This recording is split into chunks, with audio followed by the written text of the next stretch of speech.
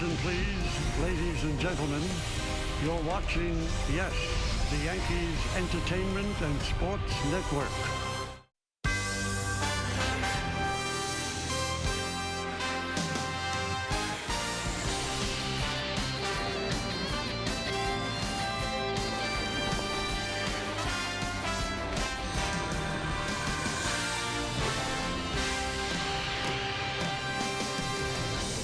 Another day in the Valley of the Sun and another day at the ballpark here at Chase Field. And it is time for baseball as the Yes Network presents New York Yankees baseball tonight. It's the New York Yankees against the Arizona Diamondbacks in the middle game of a three-game set from Chase Field in Phoenix, Arizona. Hello, everybody, and welcome to Yankees baseball, along with John Flaherty and Ken Singleton. I'm Michael Kay. Wasn't a good first game for the Yankees as they fell 12-2 to the Diamondbacks. The Diamondbacks snapped a 5-game losing streak, and the Yankees a 2-game winning streak. Let's take a look at the pitching matchup in this one because it's interesting, and it's brought to you by People's United Bank N.A. See what know-how can do for you. Zach Greinke will get the start for the Diamondbacks, and for the Yankees, it's Michael Pineda. You see the numbers: 1-4, 6.28. John, he can tease you. He looks so good sometimes.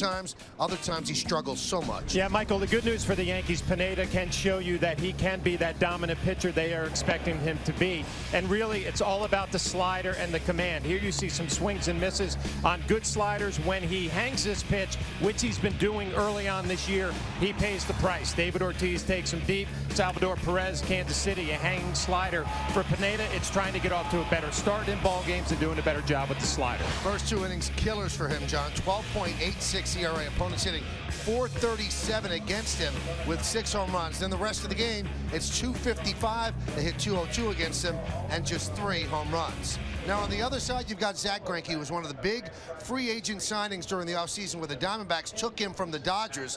Now he makes over $1 million a start. And at the beginning of the year, he wasn't really earning it. Yeah, but he's starting to turn it around, Michael. He turned that season last year with the Dodgers, a 19-game wins for the Los Angeles Dodgers, into a big contract here with the Arizona Diamondbacks. He got off very slowly, as you mentioned, but he's now won 3 of his last 4 decisions. One thing you'll notice about all these highlights, look how he keeps the ball down. Everything is downstairs. That's the way Greinke works. Keeps the ball down and away from hitters. Excellent control with his fastball and his breaking stuff. Going to be a little bit of a different look for the Yankees. They keep trying to find the right formula. So 3 are out and 3 are coming in. Meredith Marakovitz will talk about the Yankee moves when we get back right here on Yes.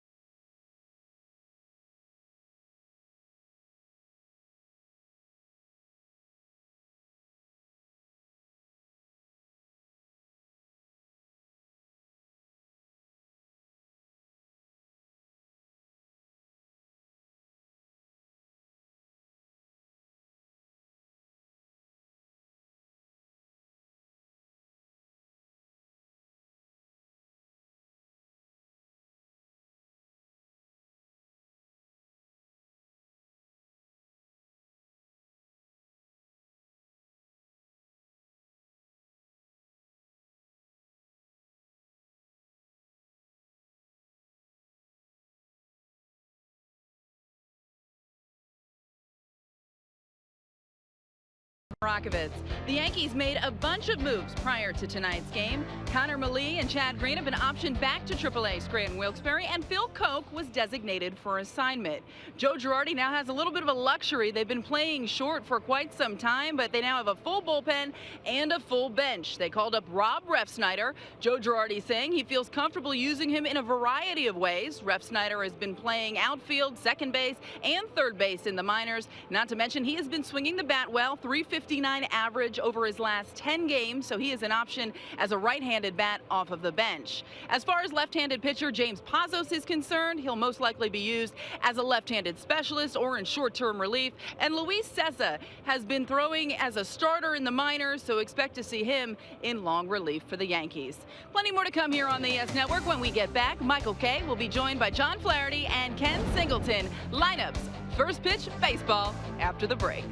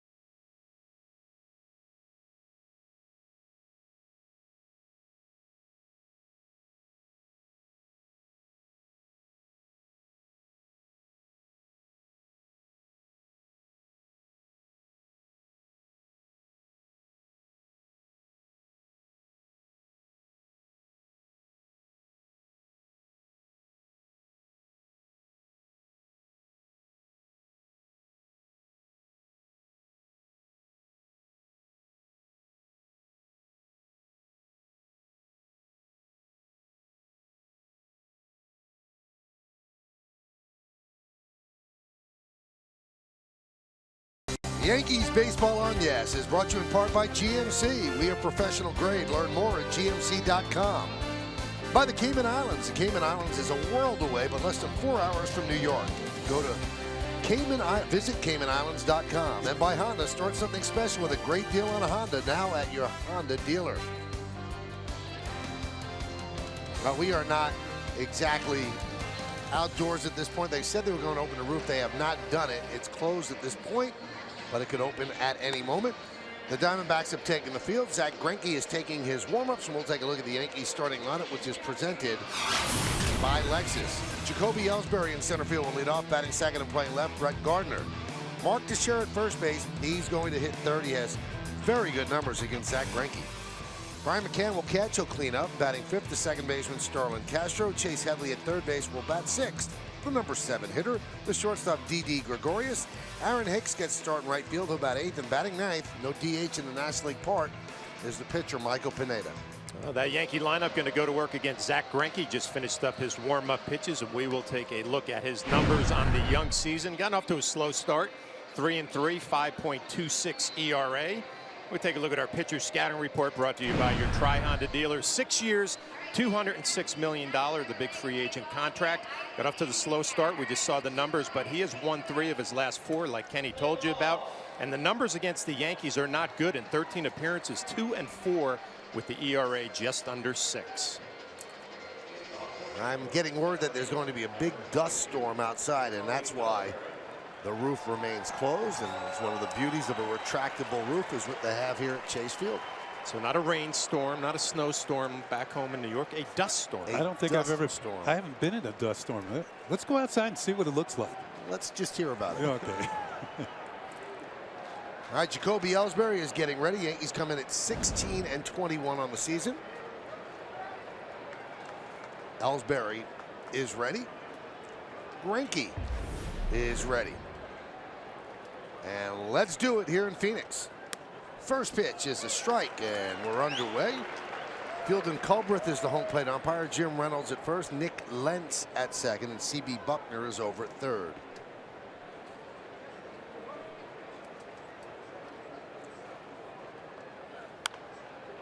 Fouled away. 0-2. Yankees have to pick things up on the road. They are 4-11 on the road. So 5 games over 500 or under 500 overall, and 7 games under on the road.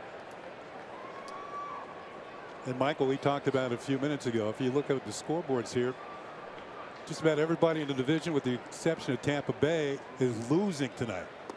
So here's a chance for the Yankees to kind of gain ground on everybody in the division.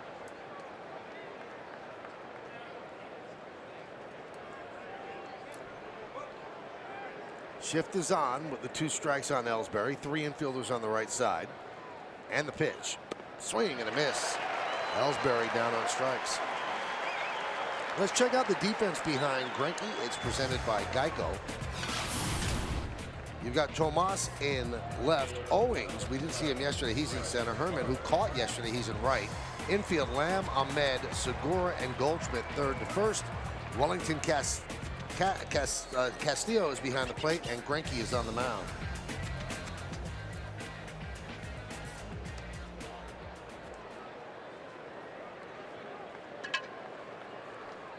Here's Brett Gardner.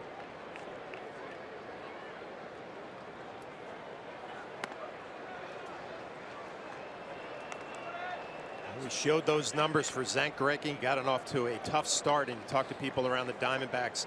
They say he's really close to getting on one of those runs, just making a few mistakes location wise. But if you look at all his stuff and the velocities, right where he's been in the past. Now, John, in the scouting report, told you about the contract he signed with the Diamondbacks. He opted out of a big contract that he had signed with the Dodgers, had an opt-out in that contract. The Dodgers really wanted to keep him, and they made a substantial bid.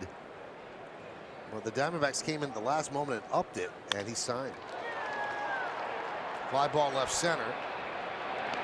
And the center fielder Owings makes the play. Yeah, one reason why the Dodgers made such a big offer, because they thought that he was going to go to the San Francisco Giants, their #1 rival.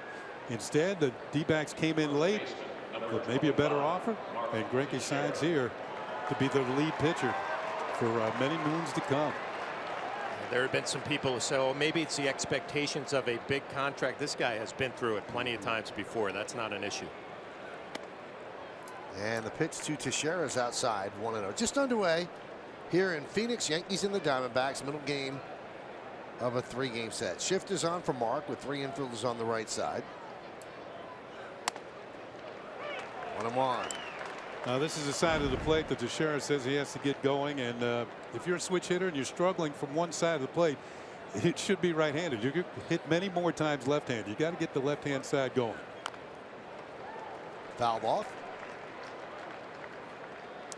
I mean, after last night, he's hitting .288 as a right-handed hitter. 3 hits last night, but just .167 from this side of the plate.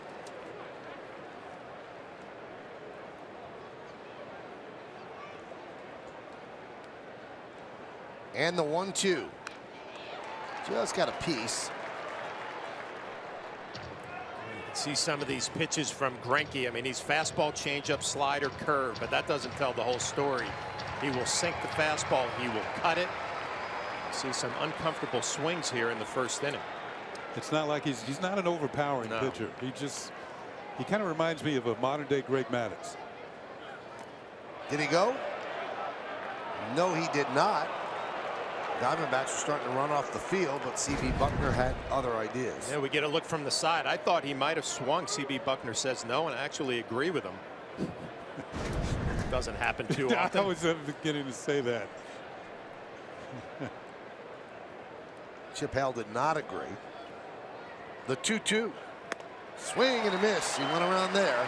And a strong first inning for Zach Greinke as the Yankees go down in order with 2 strikeouts. Yankees nothing, and the Diamondbacks coming to bat.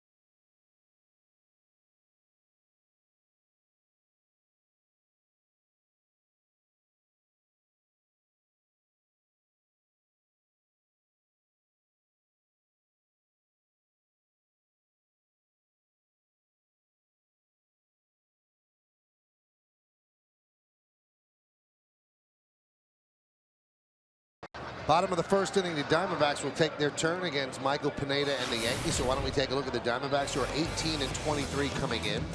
Gene Segura, the second baseman, leads off. Chris Herman, boy, is he versatile. Caught yesterday, right fielder today. He'll bat second. Batting third, the first baseman, Paul Goldschmidt. Jake Lamb, the third baseman, cleans up. The number 5 hitter is the catcher, Wellington Castillo. Yasmani Tomas in left field will bat sixth. Batting seventh, playing center field, Chris Owings. Nick Ahmed, the shortstop, is going to bat eighth. And batting ninth, a pretty good hitting pitcher, is Zach Greinke. The Diamondbacks going to go to work against Michael Pineda, finishing up his warm-up tosses. We'll look at his numbers on the year. Got off to a slow start, 6.28, only a 1-4 record. We'll take a look at our pitcher scouting report, brought to you by your Tri-Honda dealers. 6 earned runs his last time out against Kansas City, but 4 walks in that game. Very unusual for him. Last time he did that was 2011, and good interleague starts numbers. 9 starts, 6-2, 2.44 ERA. But the bottom line for Michael Pineda, you have to eliminate your mistakes that you are making with your slider and get off to better starts in the first inning. Here's Gene Segura, 2 for 5 in last night's 12-2 Diamondbacks win. Yankees play him straight away in at the corners in the infield. The guard against the bunt, the big cut, 0-1.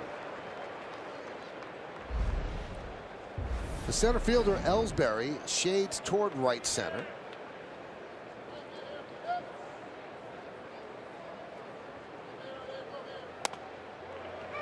(0-2).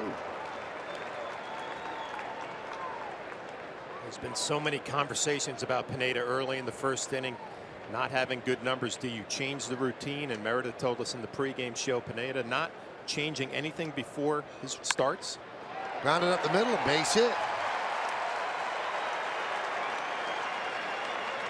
One thing I've noticed about Segura in the last 2 nights here, he's a good low ball hitter. He picked on a low pitch there for a base hit. Why don't we check out the Yankee defense, which is presented by Geico. Gardner, Ellsbury, and Hicks left to right in the outfield. In the infield, it's Headley, Gregorius, Castro, and Teixeira. That's third to first. McCann's behind the plate, and Michael Pineda is on the mound.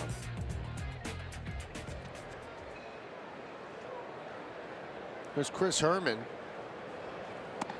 Oh, what a valuable player to have.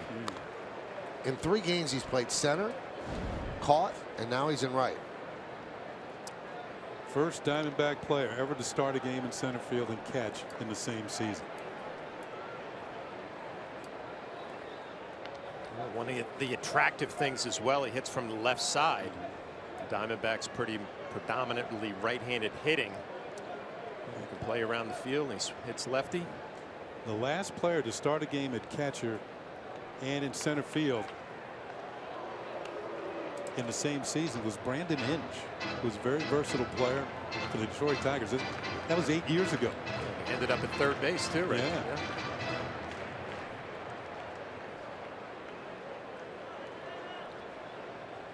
Teixeira holds Segura on first.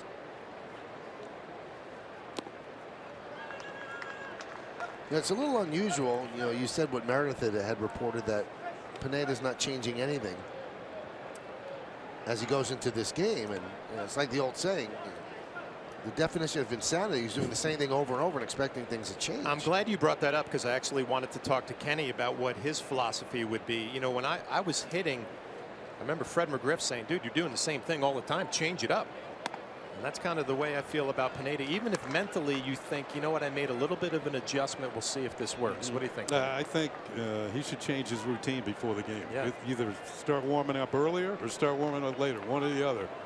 And try and begin the game and make believe it's the third inning. It's because he's been struggling in the first two.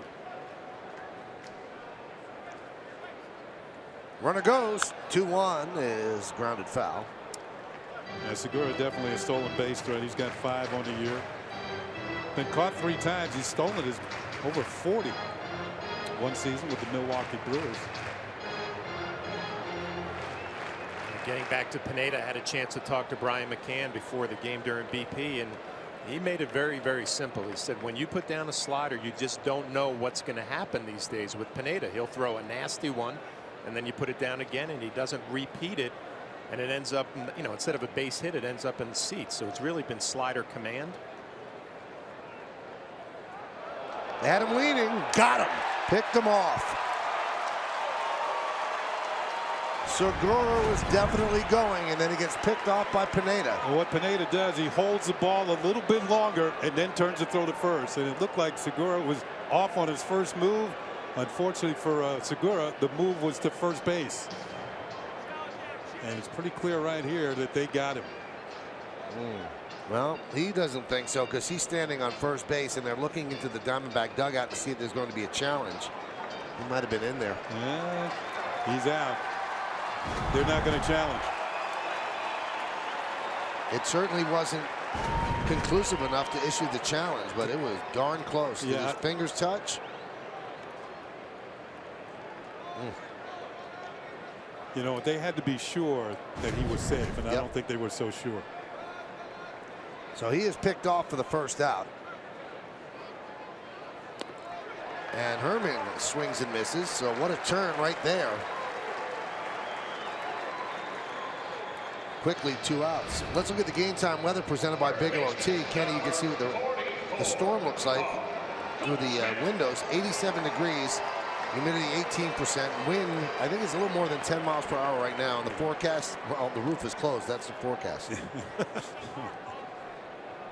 You know, it's interesting. We play in these dome stadiums, and it seems like each city has their dome for a different reason.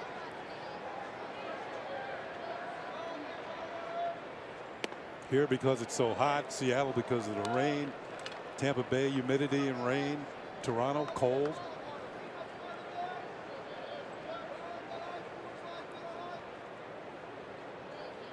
Well, they hardly ever open this roof once the season really gets rolling, because it gets too hot in the summer. 9 million pounds of structural steel.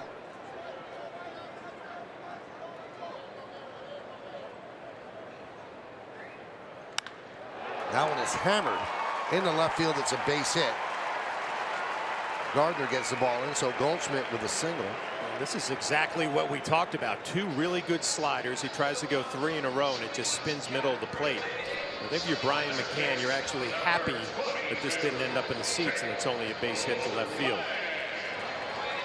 We go look at our Jeep hitter scouting report on Jake Lamb, and he's starting to find his groove right now. 8 extra base hits, 10 RBIs in his last 10 games, and the power is on the way big time. He had 15 doubles last year. 13 already, 6 home runs last year, 5 already, so he's off to a great start. And a homegrown kid, 6th-round pick by the Diamondbacks in 2012 out of the University of Washington. The Yankees found out last night there's nothing meek about this Lamb. He really hits the ball well. 15 of his last 23 hits are for extra bases. 5 homers, 21 ribbies overall. Isn't that the next step, Kenny? You know, you get your feet wet last year, you have a solid year, and then all of a sudden you start feeling like you belong. Runner goes. Goldschmidt going for second. The throw is not handled by Headley. It goes into center field, and that allows Goldschmidt to go to third. Well, with the shift, Headley is the guy covering on the stolen base, and That's not a natural situation for him, and he didn't handle the throw very well. Yeah, but even if you're a third baseman, second baseman, or a shortstop, I mean, this is a play you just have to make. Brian McCann makes a perfect throw right on the money. Just catch the ball and put the tag on. He's not able to do it. It looks like it was trying to be too quick. Yeah. Didn't follow the ball into the glove and make the tag. Just trying to tag it before the ball actually got to the glove. That should be a stolen base and an E5. That's what it is, Kenny. And yep, right off the thumb. Goldschmidt with the stolen base, his 4th of the year, and continues on the 3rd. 1-1 count on Lamb.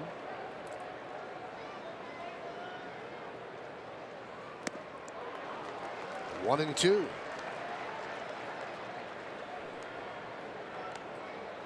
Well, you hate to make too much of a situation in the first inning, but we've been talking about it with Pineda struggling in the first. Find a way to make a pitch right here. You're ahead in the count 1-2. Bounce that slider if that's a pitch you choose to throw.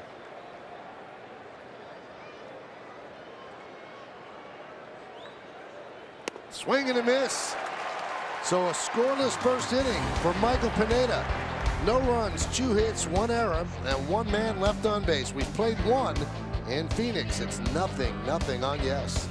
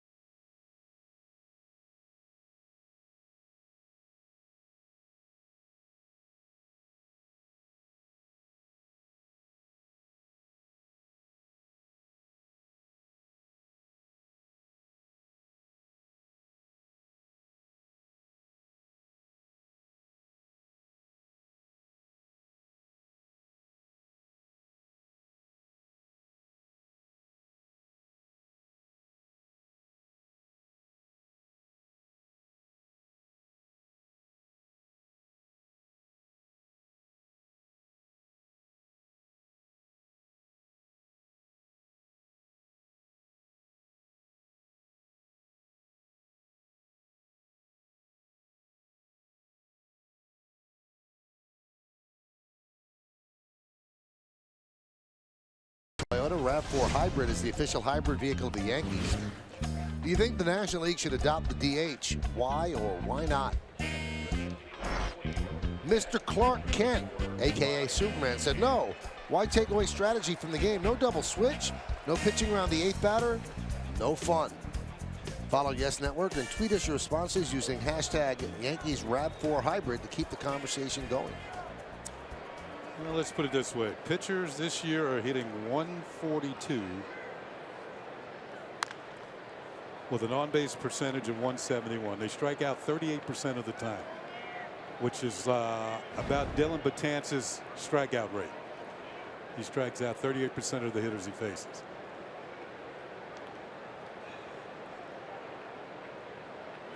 It might be more fun watching a hitter hit. Now, Greinke's a good hitter, but he's more the exception than the rule.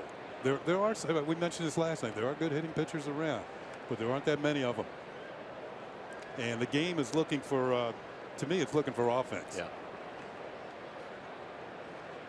Well, without the pitcher hitting, you do lose some strategy. You know, when do you take a pitcher out? When do you pinch hit? I get that. But is that worth watching pitchers desperately flail at the plate?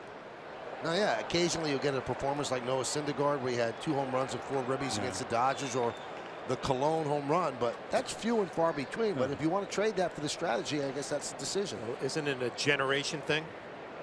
Young generation wants to see, you know, the offense and power and more excitement in the game. Older generation, more strategy, old school. You know what? I think it just should stay the way it is. That way fans get a little bit of both. They get both. Yeah. But if there were a change, I would say the National League should adopt the DH. 2-2. You know what I would do if you kept it the same? What I would do would be in National League ballparks, let there be a DH, and in American League ballparks, let the pitchers hit, so fans could see something that they usually don't see. Yeah, I would do that maybe every other year, something like that. Thinking outside the box. That's why I love you, Mike. Thank you. It's a little different thought. This is a commissioner for the day. I like it. Mr. Michael Kay. The 2-2 to McCann. 3-2. Now we mentioned Greinke missing downstairs when he misses, and what he does very well, as good as any pitcher in the game, he gives the pitches the illusion of being a strike. They look good, but they're really not. By the time you swing at it, they're out of the zone. Grounded to Segura in short right field, and McCann is down, 1 away. And I think that's one thing that Luis Severino has to learn is if he wants to become the future ace of the Yankee staff. I know he's on the DL now, but the fact is he's got to make those pitches down near the knees look like strikes, get the hitters to commit, check swing, whatever, swing and miss, and you get some free outs that way. Greinke's a master at that.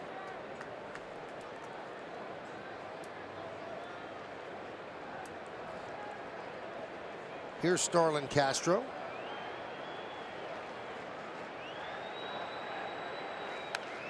And I can guarantee you that Greinke knows that Starlin Castro's up there swinging the bat, and when he gets to 2 strikes, he will try and expand the zone. He'll try and make a pitch look really good when it's not, and you won't get Castro's A swing. I was thinking about this on the way over to the stadium today. Alan Cockrell, Marcus Timms, the hitting instructors, and how different the scouting reports would be. From last night, Robbie Ray, a hard-throwing left-hander, just looked for the fastball. You're going to get it a lot. And then you come to the yard today, and you got Zach Greinke. All right, he's got all 4: fastball, curveball, changeup, slider. He'll throw the slow curveball, a harder curveball. He'll sink it, he'll cut it. That's a lot to deal with as a hitter. And he keeps the ball down to your point, Kenny, right there. A little sinker down and in.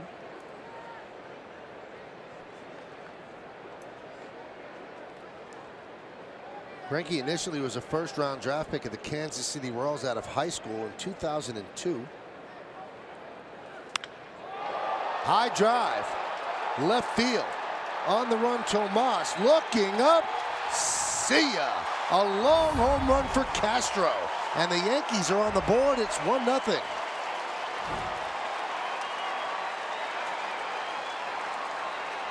Now we talked about Greinke keeping the ball down. That one was not down. He was behind on the count, 2-1, and he comes in with a fat pitch that Castro converts into a home run, gives the Yankees the lead.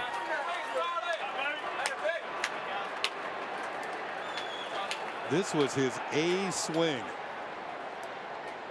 That ball went a long way.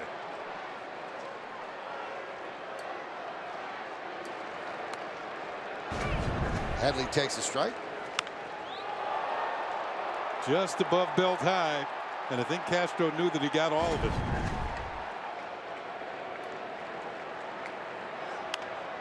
Popped up by Headley, left side, long run, and the catch is made by the shortstop Ahmed for the second out. It's surprising to see the straight fastball in a 2-1 count. You kind of expect Greinke maybe to sink it or put a little cut on it right down Broadway, and Castro takes advantage. And you've said it, Kenny, a long way, deepest part of the ballpark.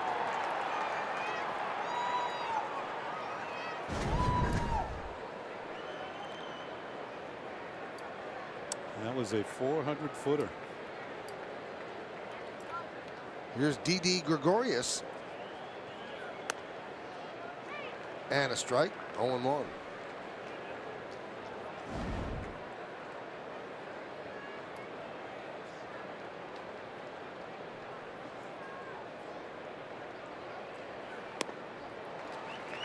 (0-2) on Didi.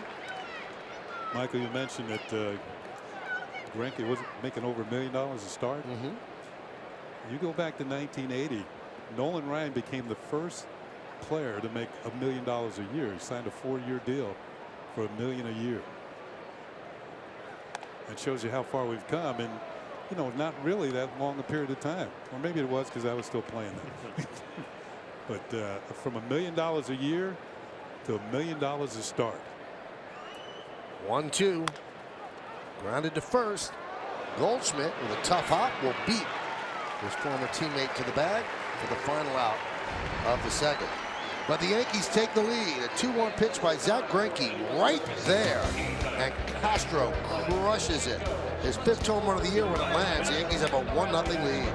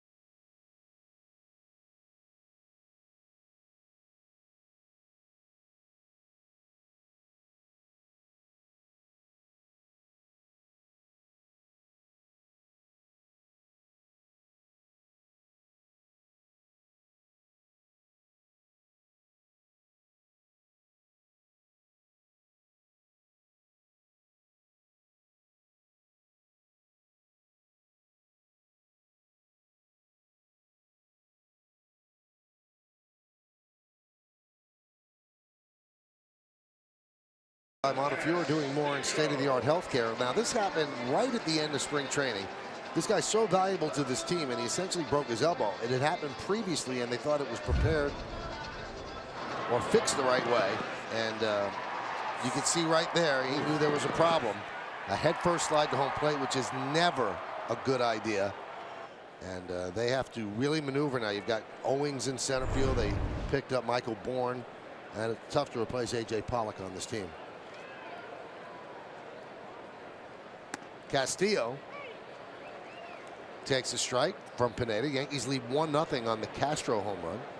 We didn't see Castillo last night. Tonight he is starting. He's got one of those key at bats going. He's hitting .299 on the season. Popped up. Almost roof high. One away. Now maybe .296. He's got a unique nickname. Beef. They call him Beef. Beef Wellington, Castillo.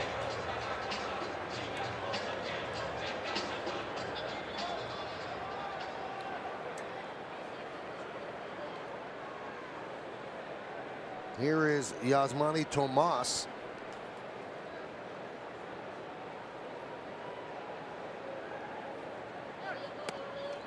He was signed as a third baseman. They gave him all that money.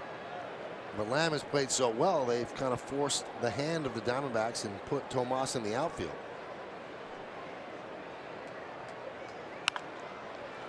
Ground ball to third. And Headley guns him down for the second out. I would say it's kind of worked out. I'm not saying he's the best left fielder in the league, but he's certainly swinging the bat pretty well. And of course, you know, Lamb, we saw him last night in the show he put on against the Yankees.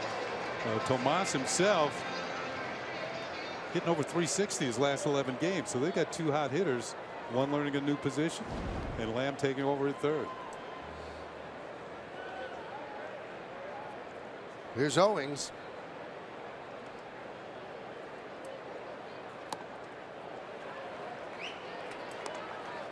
Oh, 0-1.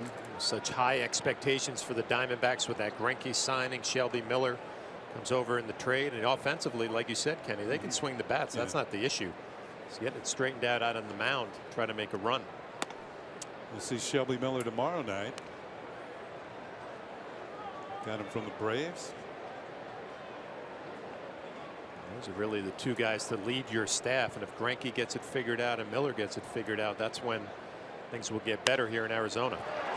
That one's ripped inside third and down the left field line. Owings rounds first. He's going to second. Let's see if he thinks about three. He's thinking about three. He'll run on Gardner's throw, and he is in there with a triple. I think Brett Gardner got caught sleeping here a little bit. I'll tell you what, Chris Owings, right out of the box, was thinking a possibility of a triple. He's not saying, I got a double, I'm just going to cruise into second base. The play is in front of him. Brett Gardner takes a little bit of time. And Owings takes advantage, and obviously with 2 outs, you better be sure. Let's watch Brett Gardner in the corner, making sure he fields it properly, but it takes a long time to develop. I think he got caught on his heels a little bit. Well, one thing we saw, Owings can haul it too. He's moving around those bases at quite a clip. I think even if Headley holds on to that ball, I don't know if he'd be able to apply the tag in time. Here's Nick Ahmed. He had 2 hits in last night's game. Got off to a very slow start offensively, but he can play shortstop with anybody. 0-1. By the way, for Owings, that was his 4th triple of the year. In other words, he's got 4 already. He's got plenty of swift. Wow. He can run.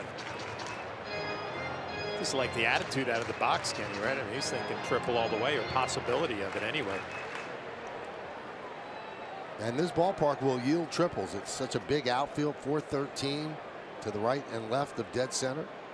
407 to dead center, so there's a lot of room to roam. The 0-1. 0-2. This is such a tough spot for the 8th hitter in that National League lineup, like we talked about before. Runner at third, pitcher on deck. You know, you're probably not going to get too many good pitches to hit. And I've actually had Bruce Bochy, who was my manager in San Diego when I hit 8, said, I want you to expand the strike zone. Do whatever you have to do to try to put the ball in play. It's just a totally different mindset. You're not expecting to get a strike, and when you do, it almost surprises you. The 0-2. Well, let's put it this way. Ahmed's hitting 183. Greinke up next is hitting 333. So you're not going there, are you? Greinke at this point is a better hitter.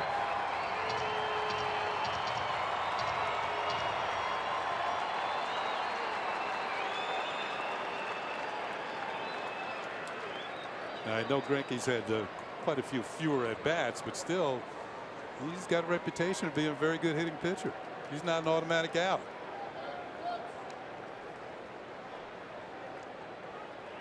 The 0-2. Base hit by Ahmed. And that'll tie the score. Owings touches up. And an RBI single by the Diamondbacks shortstop. It's 1-1. Wow, if there is ever an at-bat that explains Michael Pineda's season, it is this one. You get ahead in the count with a couple of nasty pitches, and then you just make a terrible mistake. You take a look at it, it's right there. Hanging slider right in the middle of the plate. And Ahmed, who's having trouble hitting 183, it shows you even a 183 hitter can hit something like that. He pulls it right through the hole for a base hit and ties the score. Watch Brian McCann behind the plate. There's a location of the pitch. And watch Brian McCann's reaction. He doesn't know what's going to happen. Frustration. 2 outs and 2 strikes. It is really a lost feeling when you're behind the plate and you have a pitcher who can throw 3 nasty sliders, and then when you call the 4th one, it just spins right in the middle of the plate.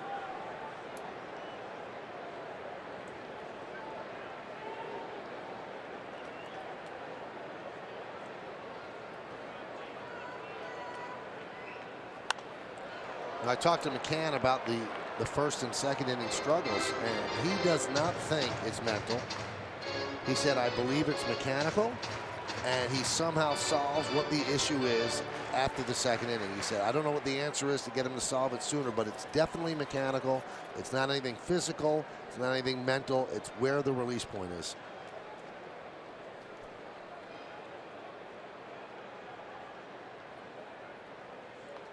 When I watch these pitches that he tries to execute with 2 strikes, and he just spins it middle of the plate, it's just a guy who's trying to do too much, overthrowing. And ahead in the count, a pitcher will say, you know what, I'm going to make a slider for a good pitch down and away. Able to do it. You get 2 strikes, you try to add on a little bit, and it just gets worse. David Cohn kept saying he's got to bounce that pitch. Yeah. He said and it's been an epidemic with a lot of the Yankee starters, not just Pineda. You've got to bounce that slider with 2 strikes. Coney would actually practice that during his warm-up. He would bounce a few on home plate, just so when he got in those situations. 1-2. Strike 3. Greinke down looking. He does not like the call. But the Diamondbacks tie the score, triple and a single. It's 1-1, and we'll go to the 3rd.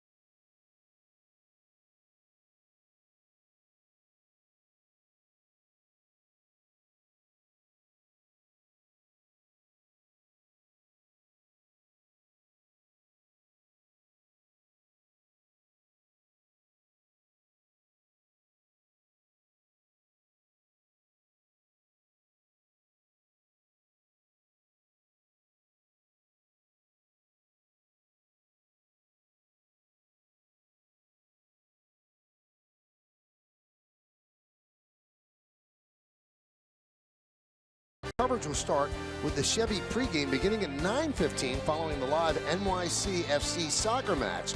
Then catch all the action from back here at Chase Field only on Yes and streaming live on Fox Sports Go. All right, 1-1 game as we go to the 3rd. Aaron Hicks will lead it off against Zach Greinke.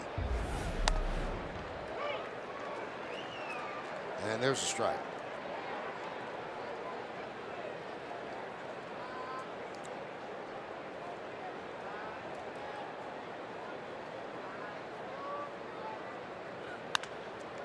Ground ball to first, backhanded by Goldschmidt, and flips to Greinke. 1 away. We're in the 3rd inning now, and I would say the best pitch for Greinke so far has been that good changeup. He's got excellent movement down and away. See if he starts going to that a little bit more than he did early on.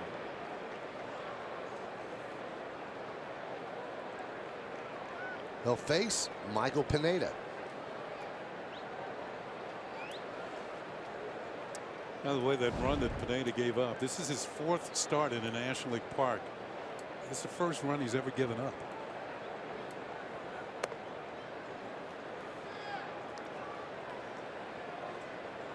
This should be interesting right here.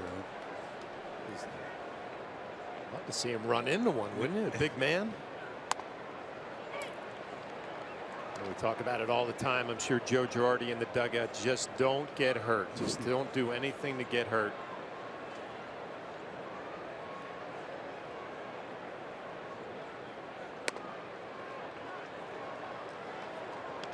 Two and one.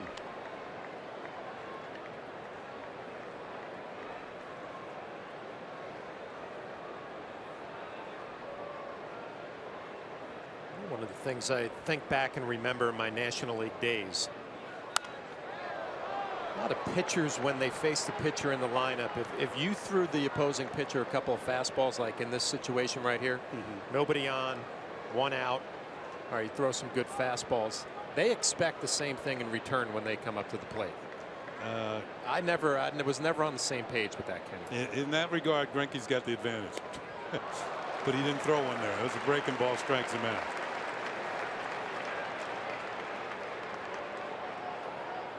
So 2 down and back to the top of the lineup, and Jacoby Ellsbury.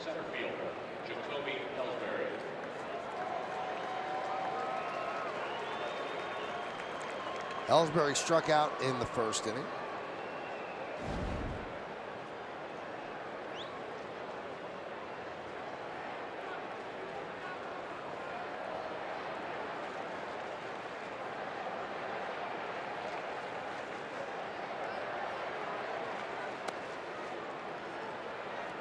One and 0.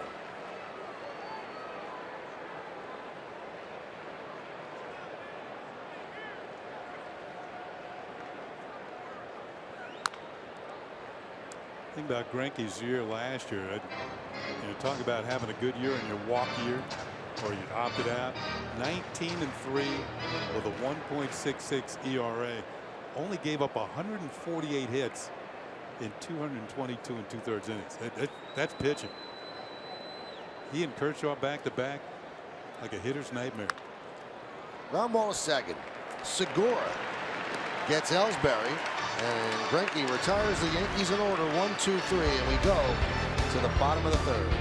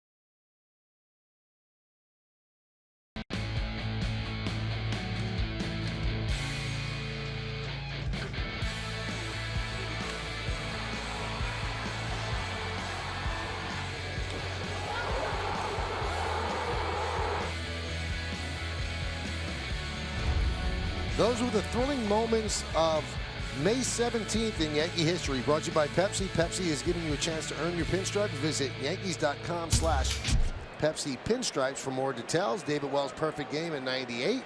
Jason Giambi walk-off grand slam against the Twins in the rain in '02.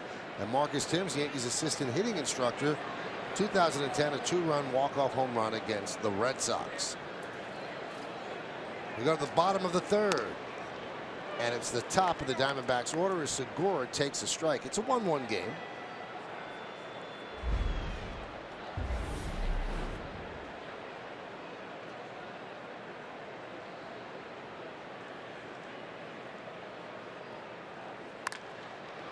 Base hit through the left side. I guess you don't have to walk all that much if you're going to get as many hits as Segura does. He only has 4 walks on the year, but and it's another multi-hit game. He's got 18 of them now. Only Daniel Murphy has more in the National League. Well, we talked last night about how low his hands are when he's in the setup position to hit. And 2 balls tonight, Kenny. The slider and the fastball both down in the zone. Yeah, he's a good low ball hitter. I think of guys who held. You mentioned Nick Markakis last night. You want to go back even further. Stan Musiala held his hands really low. Hall of Famer. Pitch is low, picked there by McCann, 1-0. Segura got picked off at first base in the first inning. Now he's talking with first base coach Dave McKay.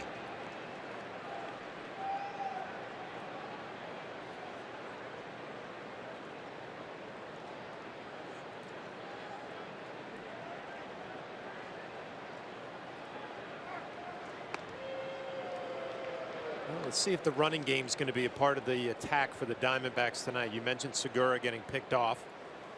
Paul Goldschmidt stole a base, although Brian McCann made a perfect throw.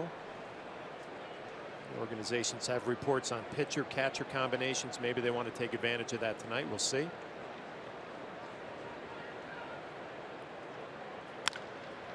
Chop left side off the glove of a diving Headley. Everybody's safe.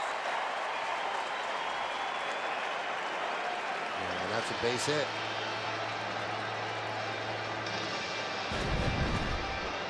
Well, Headley's going to end up almost at straightaway shortstop. It's because Didi Gregorius was shifted over almost behind the bag at second. So Headley had a lot of room to cover on the left side. And he actually puts leather on it, but he can't corral it. And Herman's going to have an infield single. And I know that numbers indicate that the shifts work, but you know, when situations like that happen, it could be a tailor-made 6-4-3. Michael Pineda, a tough spot here. Paul Goldschmidt off to a slow start at a home run last night. First and second, nobody out. Singled in the first inning. Thing about Goldschmidt, Flash just mentioned the fact he's off to a slow start, but he still gets a lot of respect from the pitchers around baseball at the interleague play tonight, but particularly in the National League. He's got more walks than hits this year. That's why his on-base percentage is still pretty good. Well, you think about this ball game tonight. You have Goldschmidt up at the plate, Greinke out on the mound, two guys who you know are going to have good years. They got off to slow starts. If you're the Yankees, you want to get out of town before that happens. These are the numbers the last 4 years. Goldschmidt developed late. Coming out of high school, the Dodgers drafted him in the 49th round in 2006, and he jokes there's only 50. So he went to college, and then in 2009 the Diamondbacks took him in the 8th round. So he jumped 41 rounds in those years. And since he's gotten to the big leagues, he's jumped into just about near MVP status. Runner-up twice. And the Diamondbacks have him at a very, very team-friendly contract. In March of 2013, they signed him to a 5-year extension, $32 million. They have a club option in 2018, so he's under their control this year and 2 more.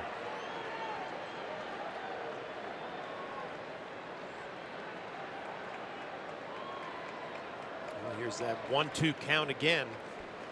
See if he can bounce a slider. Line drive, base hit, left field. Segura rounds third. He's coming home. The throw comes into third. It's an RBI single for Goldschmidt, and it's 2-1 Arizona. That was far from being bounced for way too much of the strike zone. And Larry Rothschild has seen this quite a bit this year. You get to 2 strikes. This is when you try and put him away instead of putting the ball in the middle of the plate. You know, Kenny, you have to be honest, and we said it about Goldschmidt his last at bat with 2 strikes. He got a slider in the same spot. You're lucky he has not put one of these into the seats. Yeah. I mean, they've been that bad of pitches, hanging sliders, a couple of base hits, but it really could be a lot worse. And I hate to keep bringing it up, but it's the same old story with Michael Pineda. 2 strikes, having trouble executing that slider down and away. Both of Goldschmidt's hits came when he was behind on the count. Yeah, so as a hitter, you're more defensive. And with the pitches thrown by Pineda, makes you more offensive. I mean, it's right there for you to hit. Well, your eyes light up.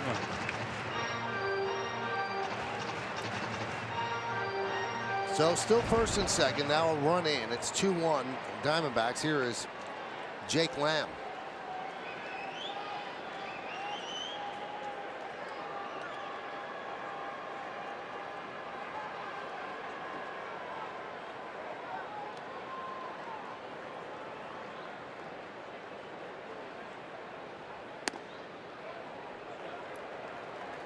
I'm Brian McCann. I might be thinking, you know what, let's get away from the slider a little bit and go maybe to the changeup here with the left-handed swinger Jake Lamb. A little fastball changeup combination. See if you can get him kind of back into a different rhythm and stay away from the slider for maybe at least one at bat.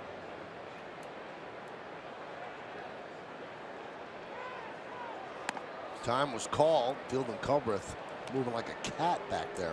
Is there any way? Like what? A cat. Really? The nickname is Cubby.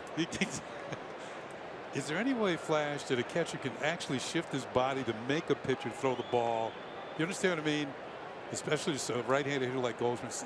Almost sit your body off the plate and put your glove on the corner. Sure, yeah, you can, but I think it's such a situation with Pineda right now. I don't even know if it would make a difference. But you definitely can move off the plate. You can really emphasize down in the zone, pound the dirt. You want the slider down there. But I think this has just become something where he tries to overthrow so much with 2 strikes and almost make a pitch nastier than it needs to be, and ends up backing up.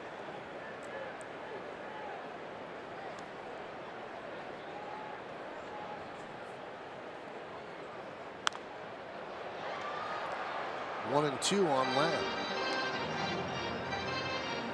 You always hear that phrase, you know, 2 strikes, he tries to overthrow the slider. What exactly is he doing, overthrowing it? Well, I think sometimes your body gets out in front of your arm a little bit, so your arm drags, and you don't get the baseball out in front where you can really finish it.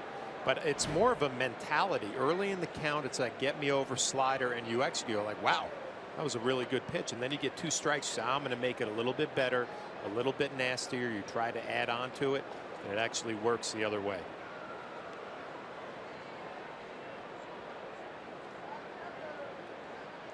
One, 2, strike 3. So Lamb down looking for the first out. Let's see where this one is. And it was a back door. It was up, though. And the reason why it got Lamb, looked like Lamb might have been looking for something in. This one out over the plate, catches the back door. Well, Brian McCann wants it in. It ends up back door. You'll take the end result, but still, if you're Brian McCann, you're not thinking, oh, yeah, he's figured it out. He got away with another one. 4 strikeouts, no walks. His ball to strike ratio is great. It's just the strikes, some of them are too good. Yeah. 33 strikes, 9 balls, 42 pitches overall. Here's Castillo. And a base hit through the left side. They are waving home Herman. Here's the throw. Here's the play. He's in there. An RBI single for Castillo, and it's 3-1 Diamondbacks. And they were wearing out that 5.5 hole on the left side. Tell you what, Matt Williams, the third base coach, aggressive call right here because the runner was not even at third base yet when Brett Gardner had the ball. Throw up the line a little bit. Brian McCann tries to come back and apply the tag. You can see the right hand touches home plate. Matt Williams, the third base coach, very aggressive right here.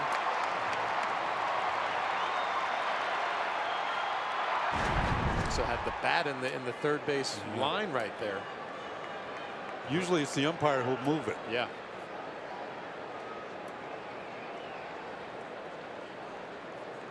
So 3-1 Arizona. First and second one out. Here's Tomas.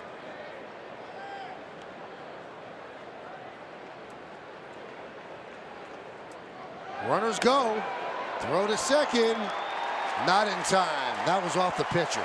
He never even looked at the base runners, and they had a running start. Double steal. Yeah, if you're Brian McCann, the play's in front of you. You see Goldschmidt get that great jump. And you try to get the back runner, but even there was no play right there. One look, turn, and Goldschmidt is off. That's his second steal of the night, his 5th of the season. McCann opts to go to second base, trying to get the trail runner Castillo. He can't get him, and that's his second steal of the year.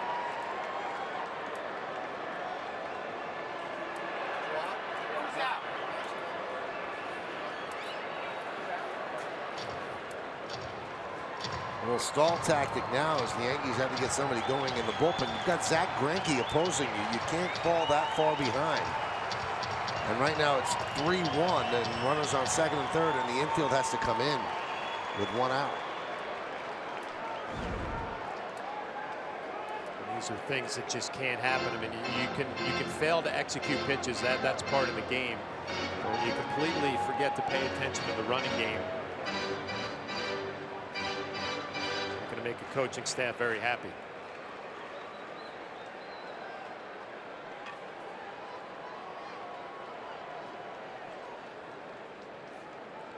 Infield is in to cut off the run.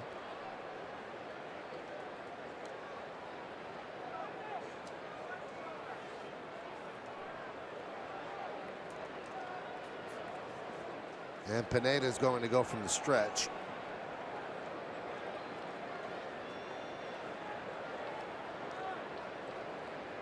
Tomas grounded out to third in the second.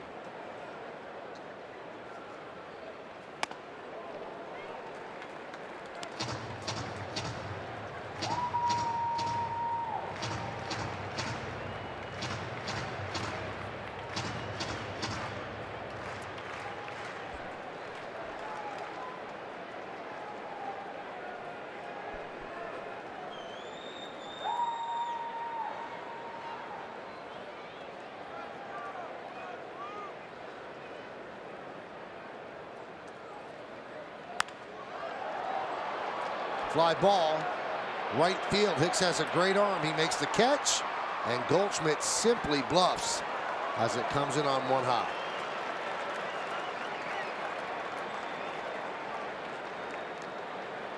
Got in on Tomas. He couldn't drive the ball, and of course Hicks, we all know, has a very strong arm. And if we know it, you know Matt Williams knows it at third base. So he kind of fought that one off. Inside-out swing. And you can see Hicks, he has to lunge for this ball, but still gets off a decent throw. And Goldschmidt, thinking the better of it, holds at third. You know, once you get a reputation having a strong arm, third base coaches know it, and they will hold their runners. Here's Owings. Triple his first time up and scored.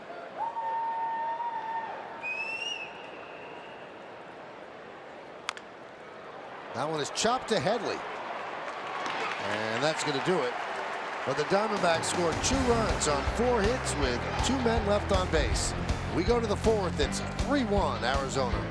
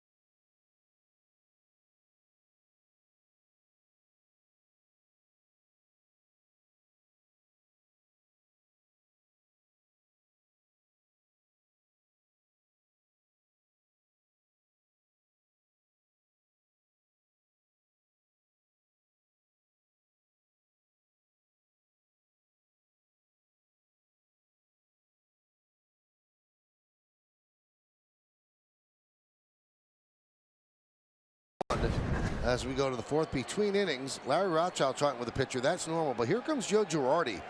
And is this encouragement? Is this a little scolding? Is this let's go? Get your head straight, and then Girardi departs. Well, watch Joe Girardi's look on his face when he walked away from Pineda right there. That was frustration. I mean, and these 2 catchers Girardi, an ex-catcher, talking about it. That Joe Girardi knows exactly what Brian McCann is feeling. And enough is enough from Pineda. Figure it out with the slider. Let's go.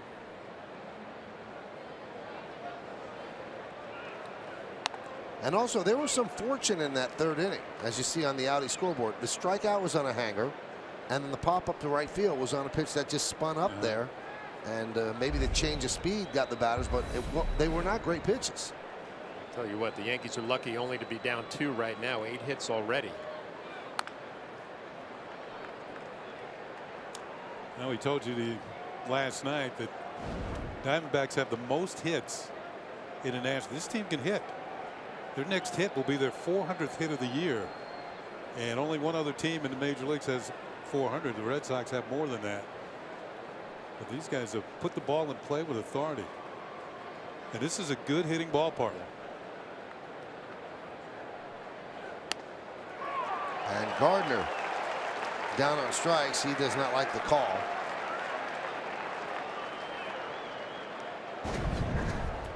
Greinke throws that changeup and then he follows it up with a fastball down and away. It was a tough combination. The changeup has so much movement down and away. You see the fastball, you expect it to at least finish off the plate, and it does not. Here's Mark Teixeira, who struck out in the first inning. Count 1-0.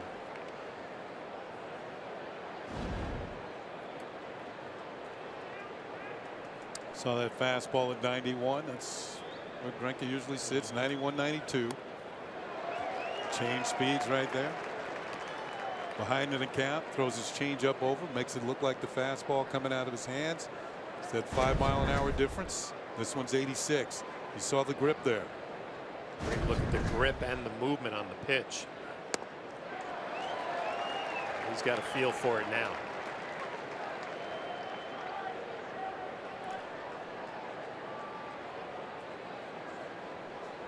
The Yankees have one hit, the Castro home run. Tries to pull an outside pitch and grounds it to Segura.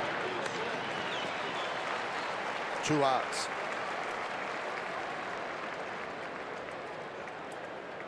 Catcher Brian McCann.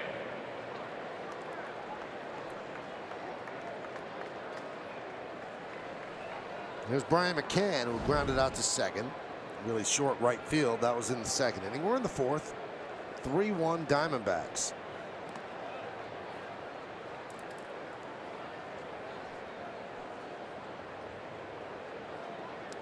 Greinke misses out of strike zone. Very rarely does he miss upstairs. He elevates when he wants to, as opposed to making a mistake up there. And when he misses, it's like that last pitch in the dirt or just below the knees. Now he's forced to throw a strike. McCann might get actually something good to hit here.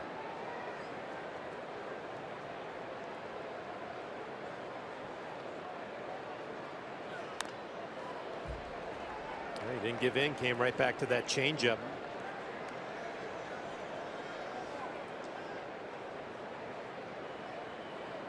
What a difference. If you're Castillo catching for the Diamondbacks, you call that changeup anytime you know you're going to get a good pitch. McCann catching for Pineda, you call that slider, it's 50-50.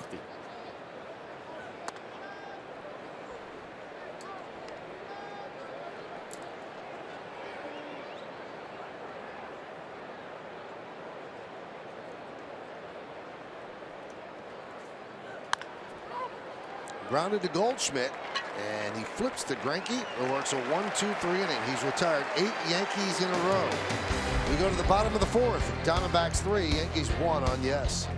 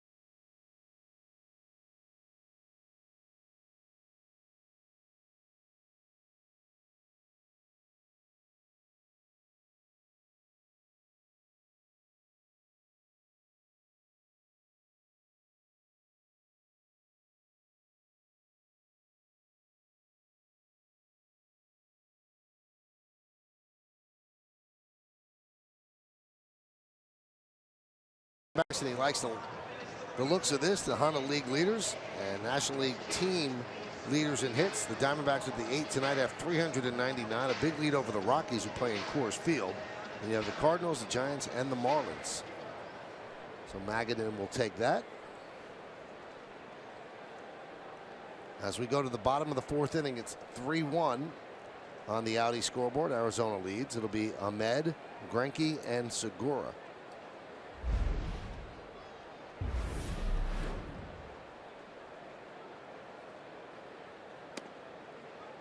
There's a strike.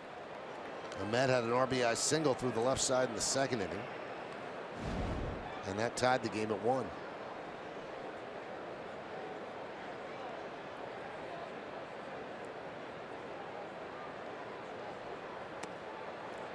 Oh, and 2.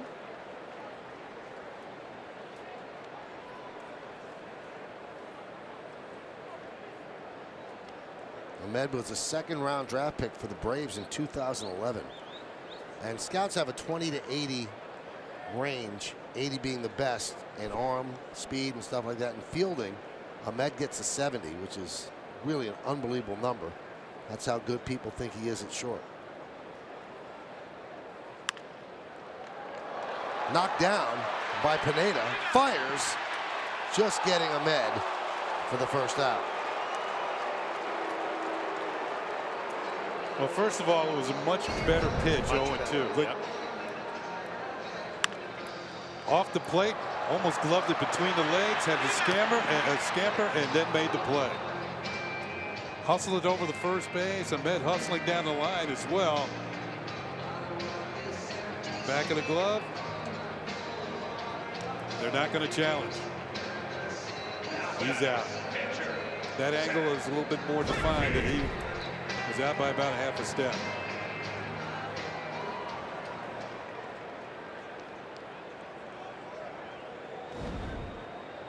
Here's Zach Greinke, who struck out looking in the 2nd inning.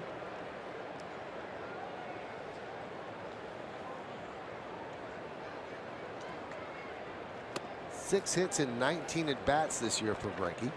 Now, before this series even started, we all got an email from Diamondbacks PR. And one thing that I read in there that it's kind of different than you see from other teams. It said the only time that Zach Greinke talks to the press is after he pitches. So if you want to ask him what he's working on between start, you can't ask him. He's not going to talk. Certain cities it might fly here, but I know one city it wouldn't fly in. What's interesting, some pitchers stretch it. I mean, like David Cohn would talk to you 5 minutes before he went out on the field. And then Roger Clemens had a rule that he wouldn't talk to you 2 days before he started. But talking only after games, that's pretty new to me. Well, it was right there in print. It was highlighted too. Swing and a miss. 2 away. Well, it makes me wonder, did he get away with that in LA? Seems to me that would be a tough media market to get away with that. Yeah.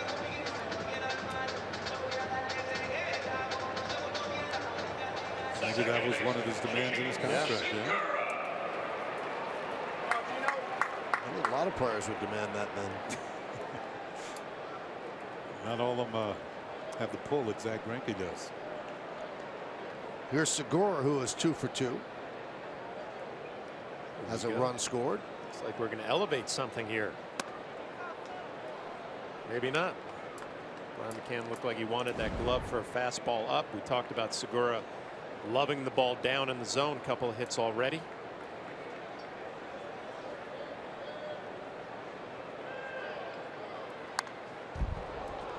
We're talking about Segura with all his hits, and Daniel Murphy of the Nationals, the former Met. Murphy came in tonight hitting 400. Back to Citi Field, right? Yeah, tonight. I don't know how many hits he got tonight. They were shut out.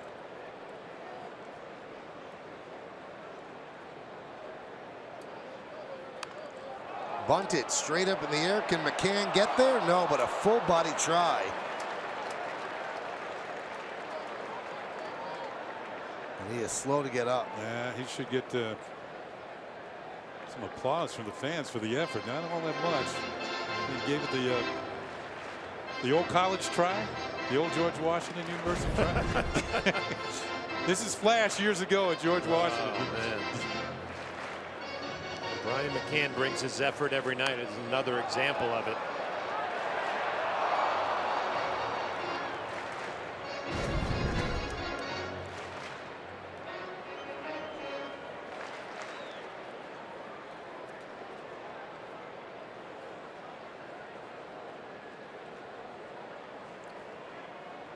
So the count 1-2.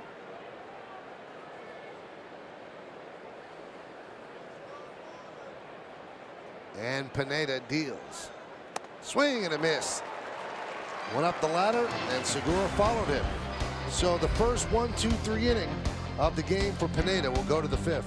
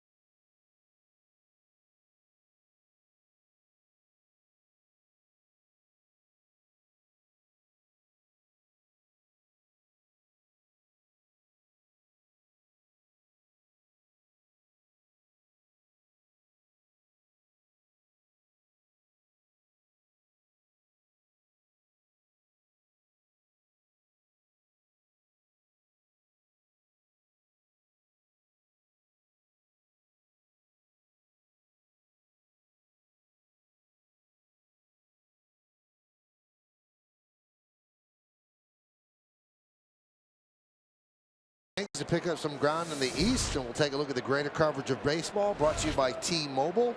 And this is some of the suspensions handed down from Sunday's brawl. The biggest one goes to Odor, 8 games. And Jose Bautista, who got slugged, he gets 1 game. And you see the other ones that also were suspended. Now Odor and Bautista both appealed and were able to play in the games. John Gibbons got 3 because he had already been ejected from the game. He came back on the field. Cadillac scoreboard 3-1 Arizona.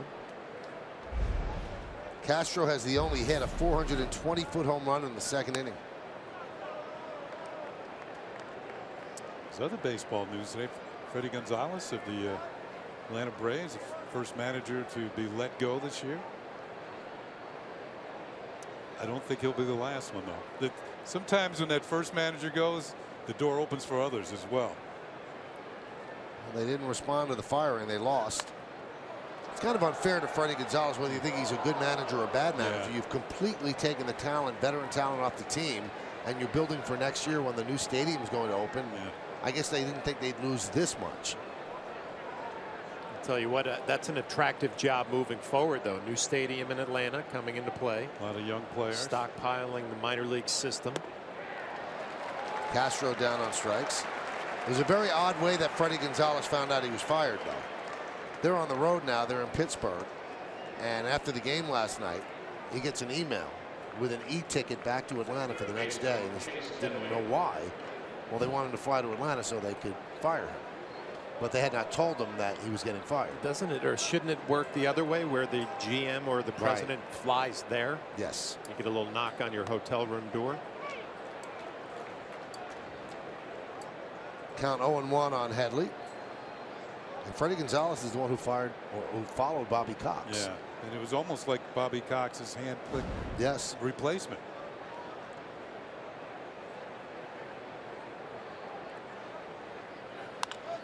So Gonzalez is 0 for 2 in managerial jobs. He was fired by the Marlins and then fired by the Braves. He had a good attitude about it today. He said, "This is this job.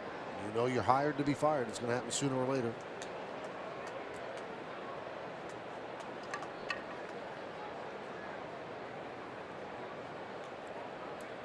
The 0-2. I think it's hard to win with a team. I think they came in today with only 9 home runs. I mean, there's how many players are there that have more home runs than the Atlanta Braves? Now they scored what 9 runs tonight and still lost. They might have hit a homer or 2. They scored 8 runs tonight.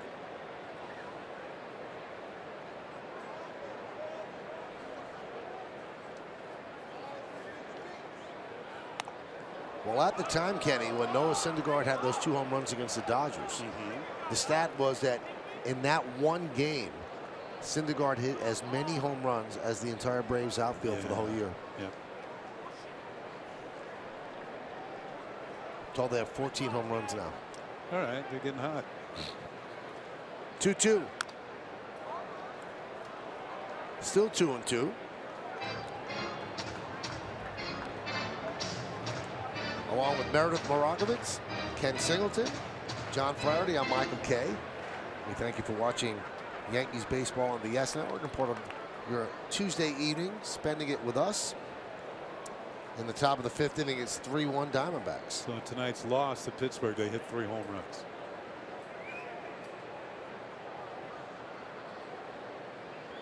Two.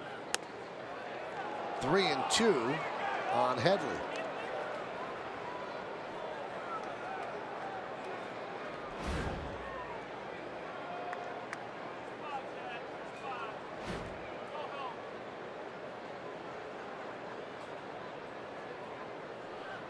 Swing and a miss.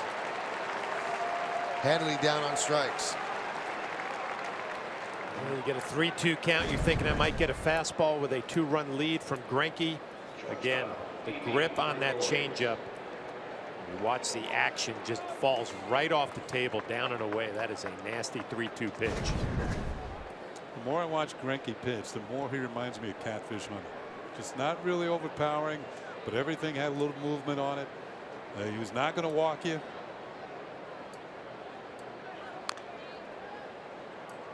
Every once in a while, Catfish gave up a lot of home runs, but they were all solo shots, and it's because he never walked anybody. Greinke has not walked anybody in this game. 6 strikeouts.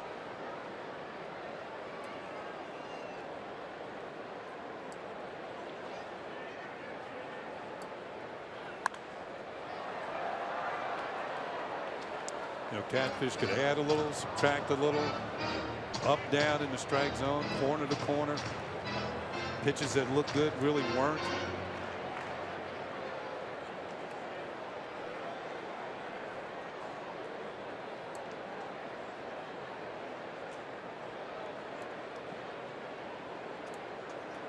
Deep in thought, Michael Pineda probably thinking about that 3rd inning.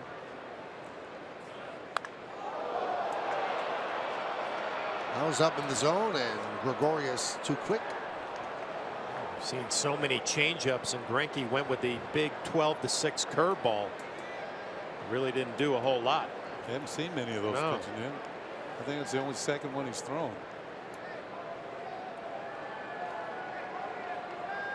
Jason Shreve is up.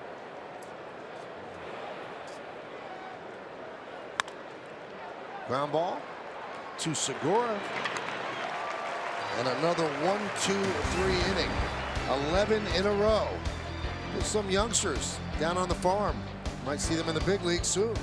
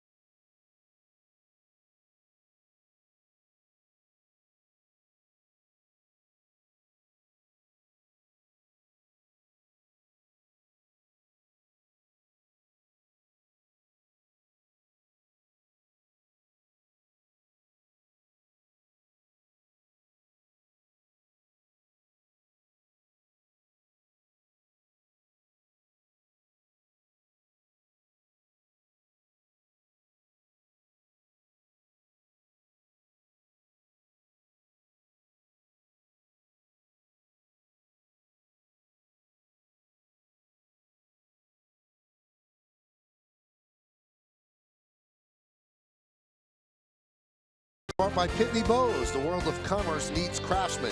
Pitney Bowes, the craftsman of commerce. And by Buick. Experience the new Buick for yourself at Buick.com. Yeah, that's one way to learn how to slide. Safe. Not too many runs in this game, not too much sliding. It's 3-1 Diamondbacks as we go to the bottom of the 5th inning on the Cadillac scoreboard. The Diamondbacks have 8 hits. The Yankees have just 1. That's their run. The long home run by Starlin Castro with 1 out in the 2nd off of Zach Greinke. Chris Herman will lead it off against Michael Pineda.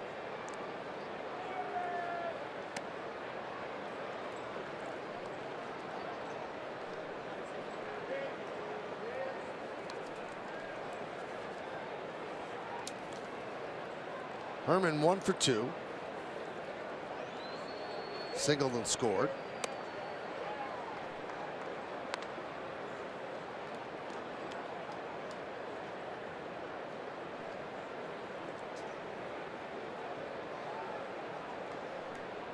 This will be the 60th pitch for Pineda.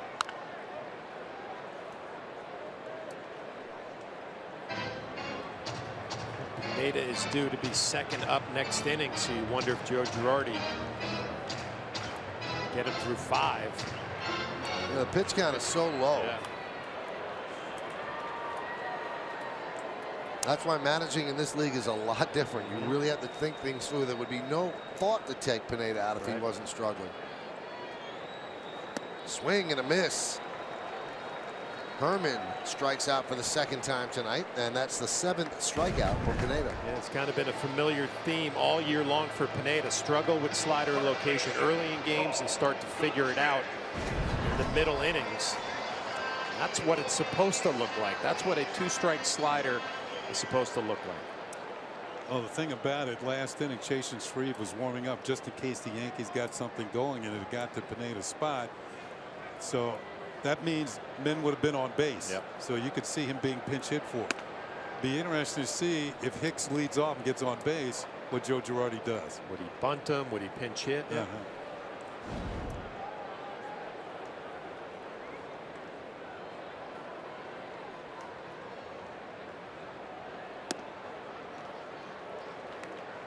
I watched Goldschmidt hit here at the plate, and I'm reminded when Don Mattingly was my hitting instructor with the Yankees, and he would have me do what Goldschmidt does here, where he puts the barrel of his bat kind of pointing back down behind his back.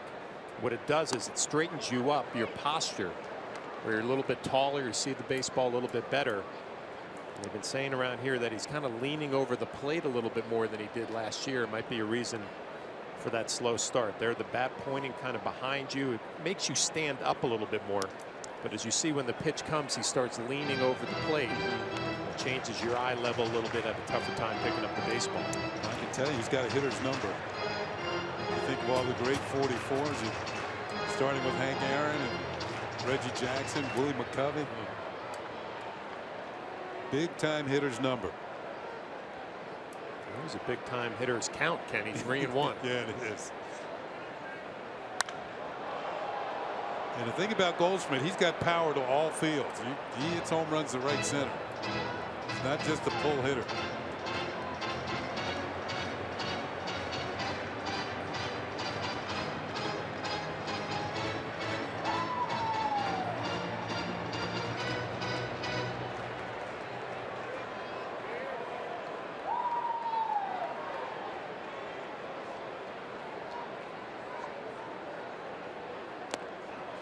And Goldschmidt walks, so a couple of singles and now a walk. So Goldschmidt's been on base all 3 times, and he's shown that he likes to run. 2 stolen bases already tonight.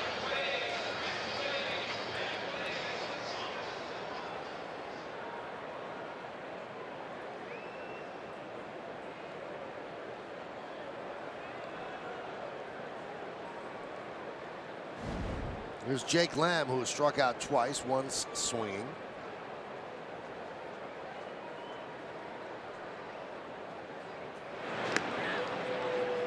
Looked like he was leaning a bit, thinking about his 3rd stolen base of the night.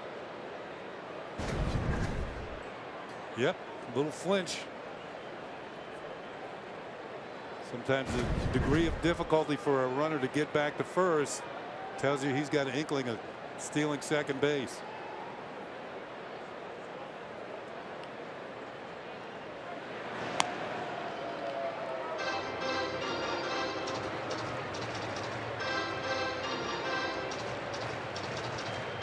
Sometimes the manager will call for the pickoff throws at first just to measure the runner at first, see if he's thinking about it, and then they'll call a pitch out. Shows bunt, takes outside. 1-0.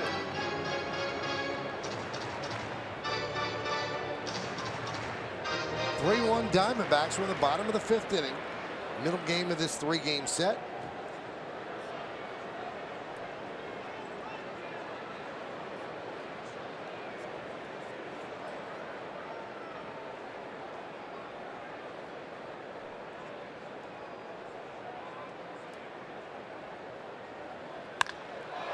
High drive, right center, going back. Hicks on the track, looking up, see ya. A home run for Lamb, and the Diamondbacks lead 5-1.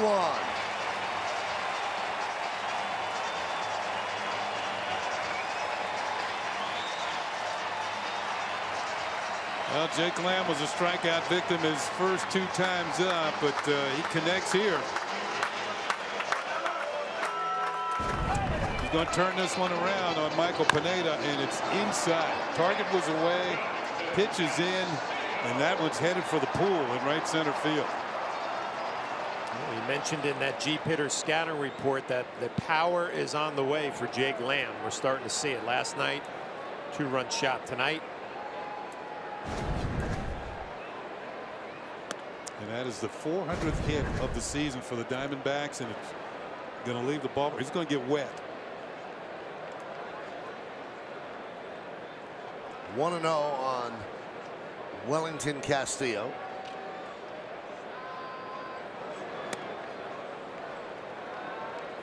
One.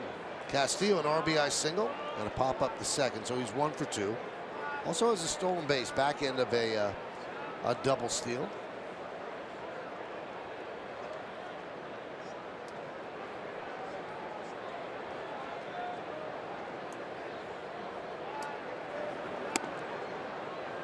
One and 2.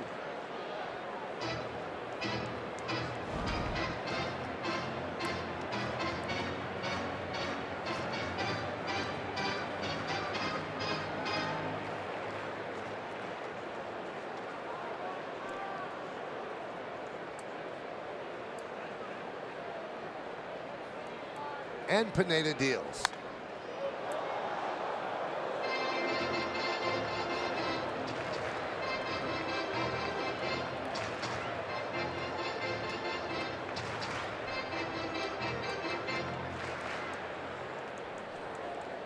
So Arizona with a run in the second, 2 in the third, now 2 here in the 5th. Yankees just 1 in the second inning, so it's 5-1 Arizona, and the 1-2.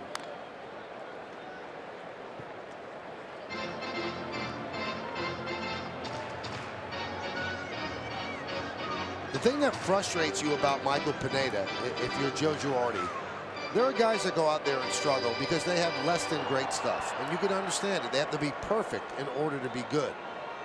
But Michael Pineda does not have less than great stuff. He's got outstanding stuff. He's got electric stuff, but he's not commanding it the right way. And it almost seems like he's wasting the abilities that he has, especially this year. I mean, he came into this game 1-4 with a 6.28, and those numbers are going up. It's been a long time since he's won a game. You have to go back to his first start. Well, the look on the manager's face tells it all. I mean, he's a manager who's frustrated, I think, because of everything you just said, Michael. He'll show you the flashes where he can dominate, not just get through a lineup, but dominate. Swing and a miss. You think back to the game against the Orioles last year when he struck out 16. But then from that point on, the season went downhill. That was a pretty good slider. It was up a little bit, but Castillo couldn't get to it. And even tonight, he's got 8 strikeouts and 1 walk. It's funny, Kenny, he has not been the same pitcher since the 16 strikeout game. You know, I talked to Larry Rothschild about that, and he said he thinks it was the coach's fault for him falling apart in the second half. Remember, they were giving him extra rest. He says that threw his timing off for some reason. He just couldn't get it together after they gave him that extra time off. They skipped him a start, and he just couldn't get his rhythm again.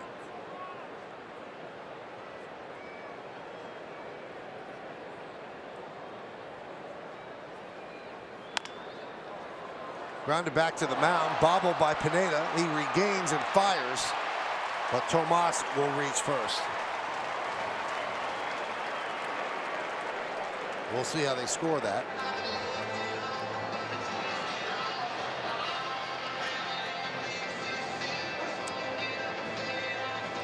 That's going to be an E1.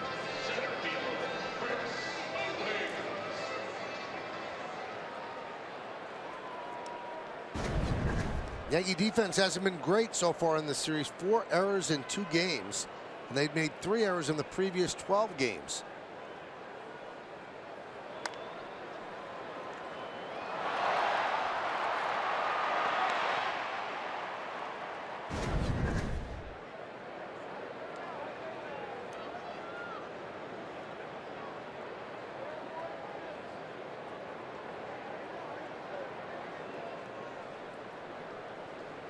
Here's Owings, and there's the strike.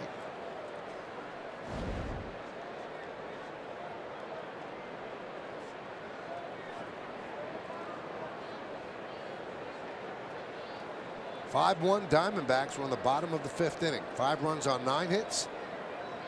Yankees 1 run on 1 hit, and they've committed 2 errors.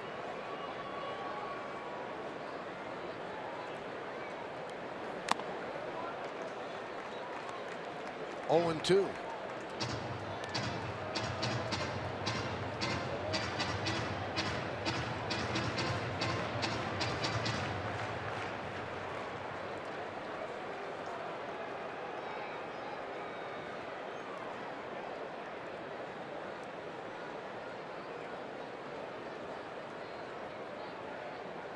And Pineda deals. Swing and a miss. Goes upstairs with the fastball. And Owings down on strikes. 2 runs, 1 hit, 1 error, and 1 man left. We go to the 6th. 5-1 Diamondbacks.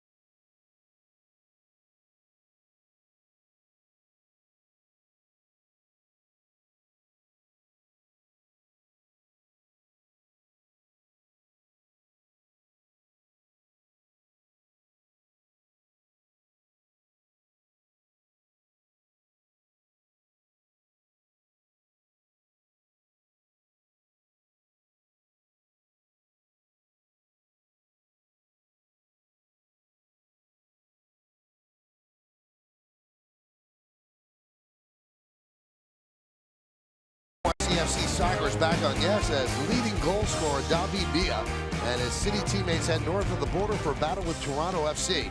Don't miss the action of New York City FC presented by Etihad Airways right here on yes. And NYC FC 3-game win streak, and they are tied for first place And the NYC FC game leads right into the Yankees coverage. So it is a two-sport doubleheader on Yes. 5-1 Arizona, and the pitch to Hicks is the strike. Dustin Ackley is on deck to pinch hit for Michael Pineda.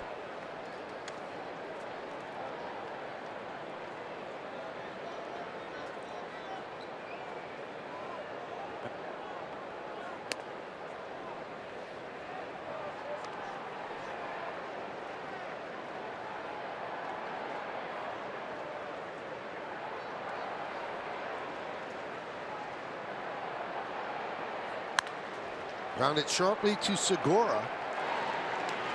One away. No Yankee has reached since Castro's home run. Between innings, you can see that Pineda is frustrated. I don't know what the 1 stands for. But you can see he's pretty. One more inning, maybe. Oh, yeah. Not understanding that his spot was coming up in the lineup.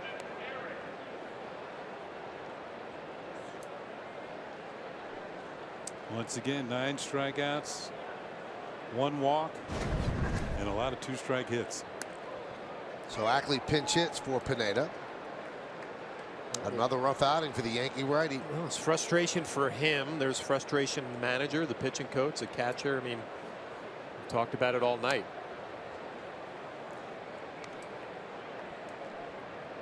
Five innings, 9 hits, 5 runs. He does have the 9 strikeouts, just the 1 walk.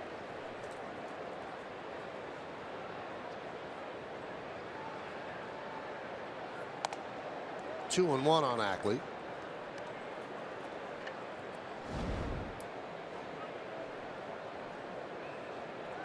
We're in the 6th. 12 in a row retired by Greinke until that pinch hit single for Ackley. So Ackley's on, and that moves the lineup to the top of the orders with Jacoby Ellsbury. Well, we talked about Greinke's changeup and how good it has been all night.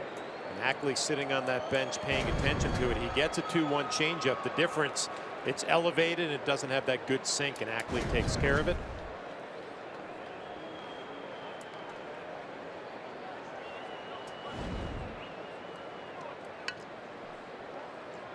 Ellsbury's 0 for 2 against Greinke tonight. A strikeout and a ground ball to second.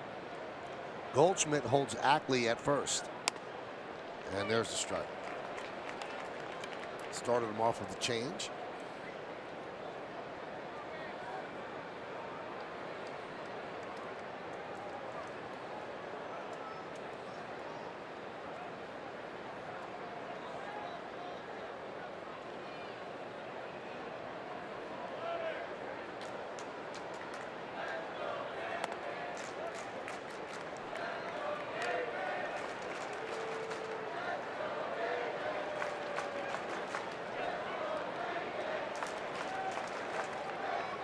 Ackley's hit, just the Yankees' 2nd hit of the night.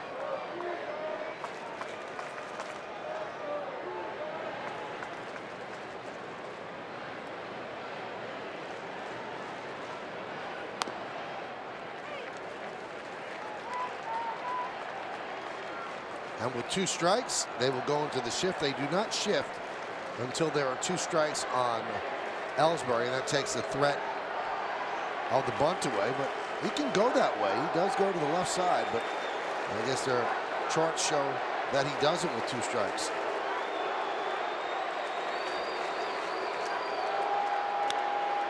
And that one is lined at the shortstop. Throw to first. Back in time. Jacoby Ellsbury complaining he thinks there might have been another catcher's interference. Seen that happen plenty of times when he's up at the plate.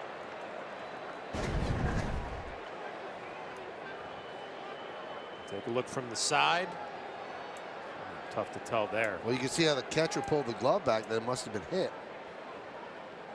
See, Ellsbury doesn't react until he's halfway down the line, thinking it might be a base hit. Well, he has the option of taking either the hit or the catcher's interference, and he'd much rather have the hit. I don't know if it's clear from that replay if it happened. You see how quickly Castillo brings the glove back. And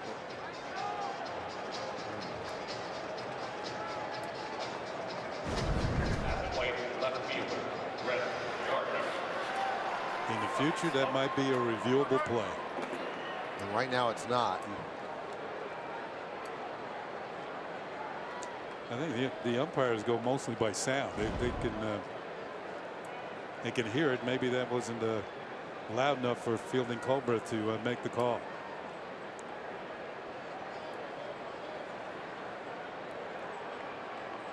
Here's Brett Gardner against Greinke. Runner at first, now 2 outs.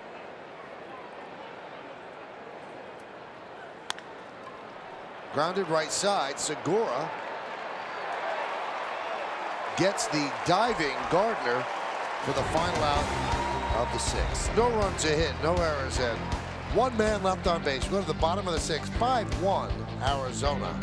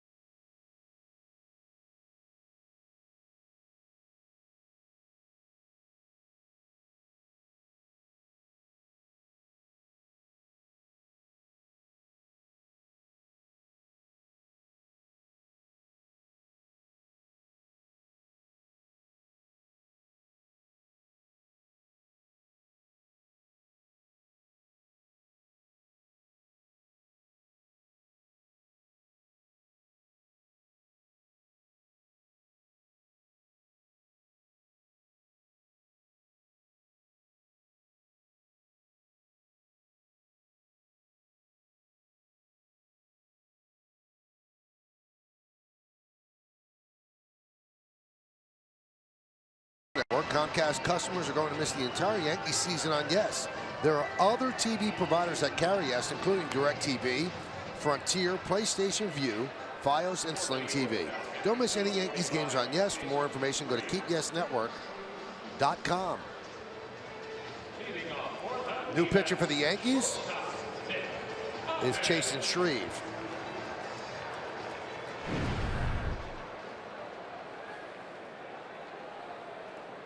This will be his 17th game. And he's going to face 8, 9, and 1 in the Diamondbacks order. He'll start with Nick Ahmed.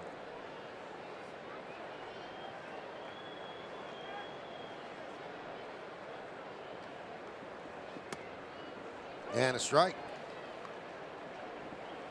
5-9-0, leading 1-2-2. Chasen Shreve from Las Vegas. Said he had some family and friends here. Drive down to Phoenix. How long a ride is that? About 4.5 hours. Is it? 4.5, 5. I guess it depends on how fast you drive. Now, for you, Michael, 4:15.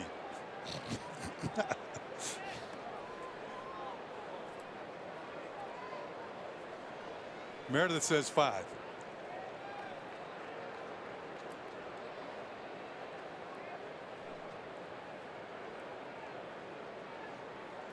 Then it must be 5 because he's got a lead foot. Yeah.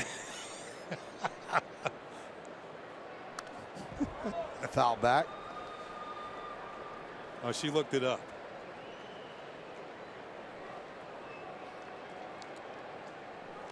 Four hours and 36 minutes to be exact. Like I said, 4:15 for Michael Kay. Kenny, you're going to get me pulled over one day. No, you're not going to be driving in Arizona, in Nevada.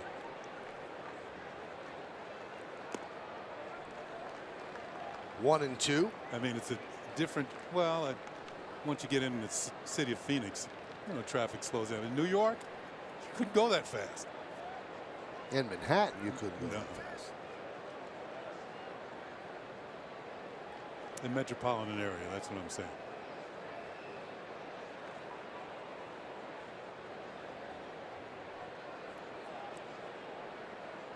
One-two. Punched out to right field. It's a base hit. Nick Ahmed couldn't buy a hit coming into this series, where they had actually benched him and moved Owings to shortstop.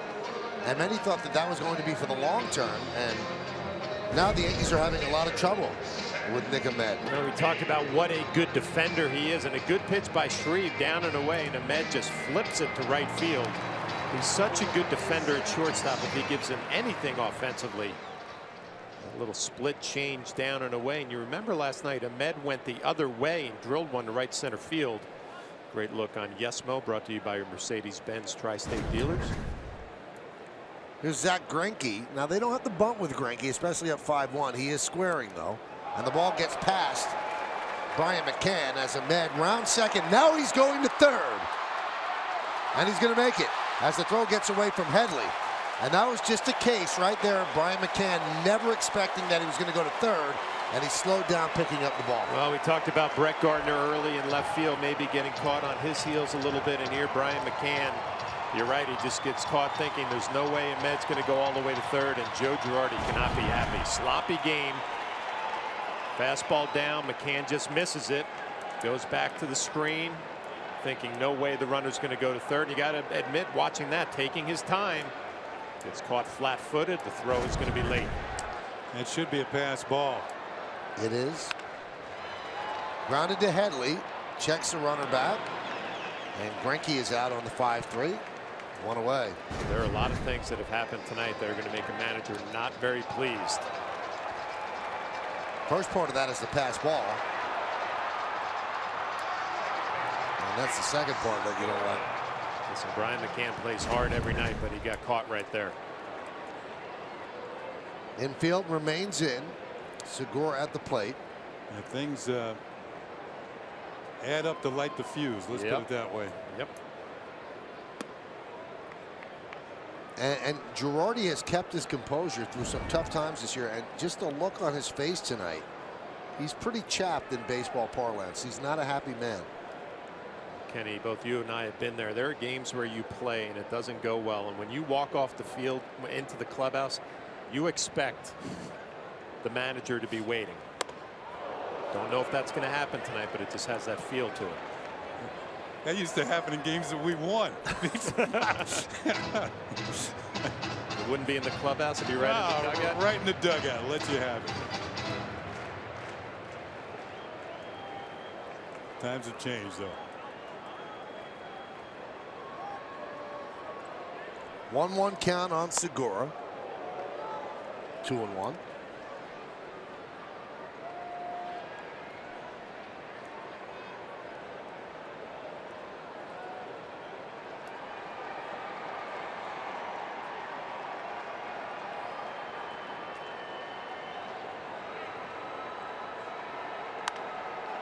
And 2-2.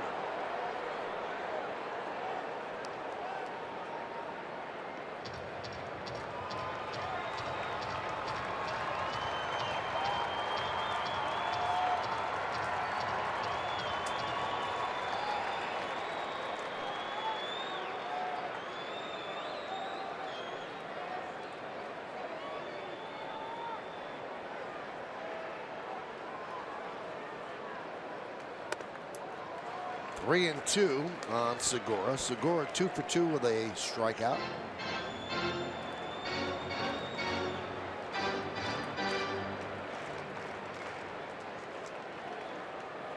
(5-1) Diamondbacks, bottom of the 6th inning. Runner at third base, one man out, and the infield in.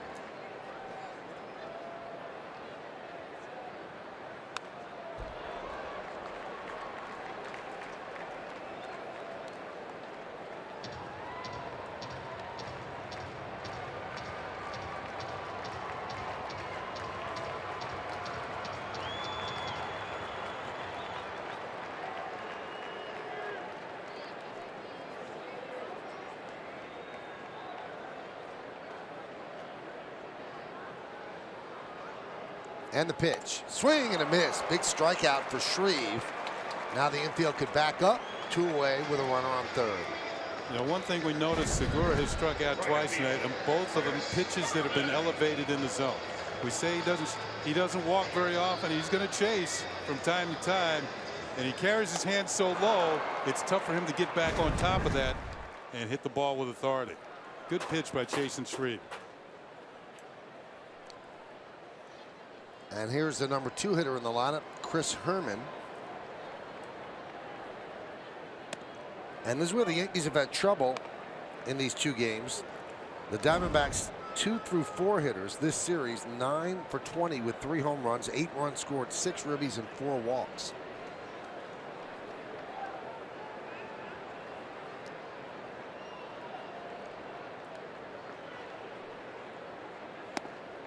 Oh and 2.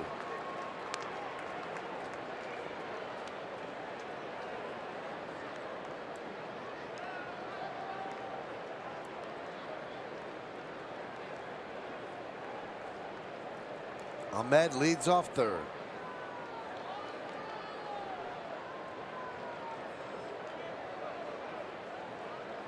And the pitch. Right back to Shreve. So he works out of the pass ball and leaves a runner at third. No runs a hit. 1 man left. Let's go to the 7th. It's 5-1 Diamondbacks.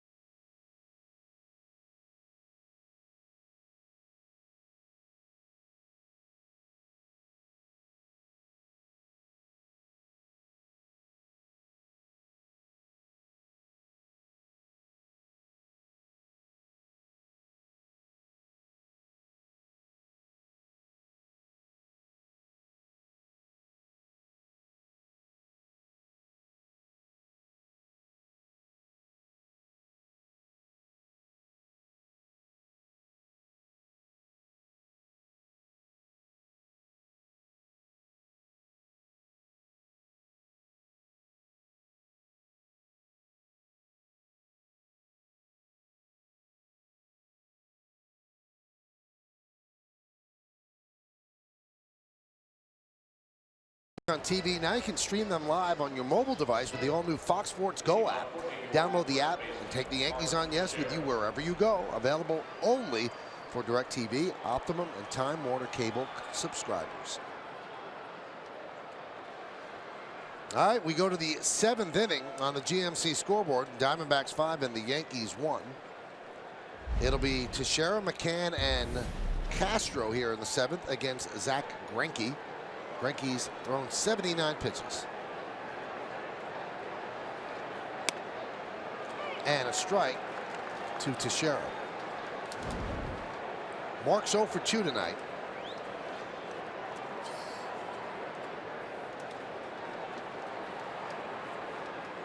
The 0-1.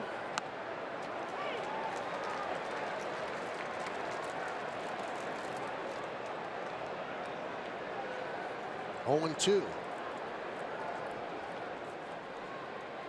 Greinke in the driver's seat right here. No ball. He can throw anything he wants up there and probably out of the strike zone. Not that far out. That was kind of a wasted waste pitch.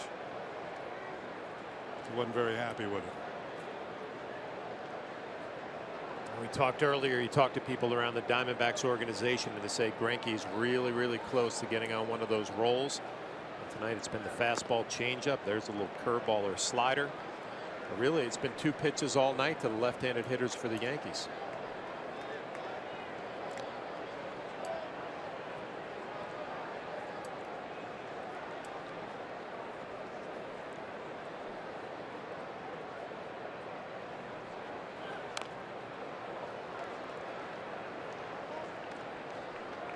There's Dave Stewart, the general manager of the Diamondbacks. He's done it all. Player, World Series champion. He was an agent, and now he's a GM. You see that stare? I used to see that from 60 feet 6 inches. Strike 3 to Sheridan looking. Well, Dave Stewart might even smile after this pitch. I think that Greinke got a little help from fielding Culbreth on that one. Nah. Yeah, Stu was quite a competitor. Here's McCann.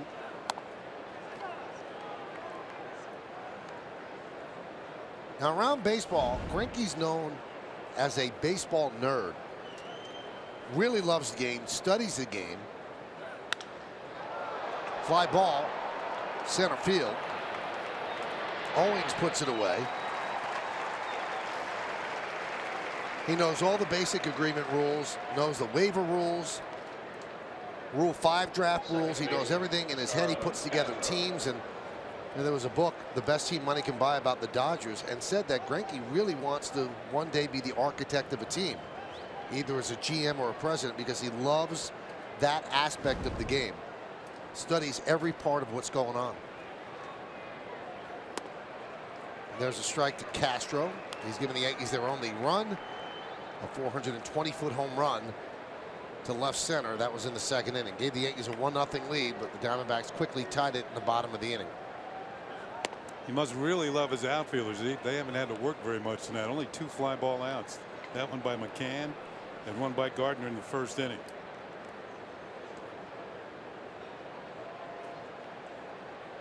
Fly balls to the outfield.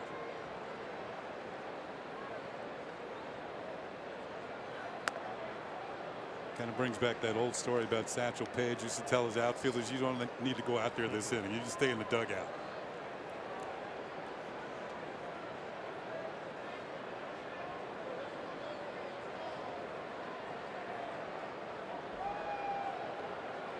Two-one.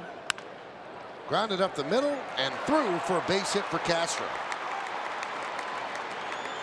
The Yankees have 3 hits. Castro's had 2 of them, so 67% of the offense.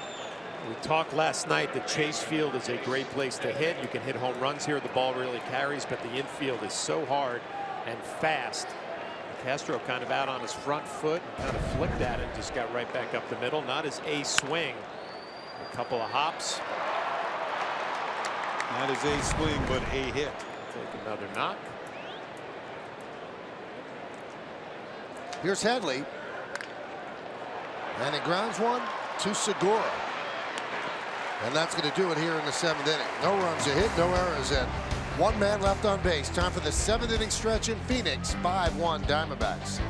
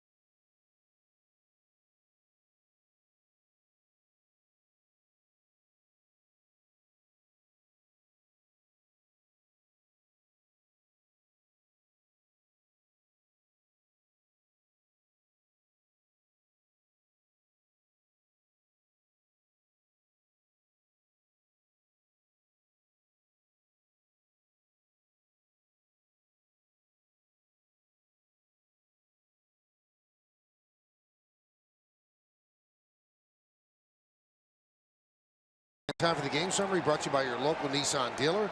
5-10-0, leading 1-3-2. Pineda lasted just 5. Greinke has pitched 7, still in there. Castro a solo home run, the Yankee offense. Jake Lamb a 2-run home run for the Diamondbacks. Here's Paul Goldschmidt against Shreve. Strike. Well, Goldschmidt has kind of showed you his versatility tonight. A couple of stolen bases. Another walk.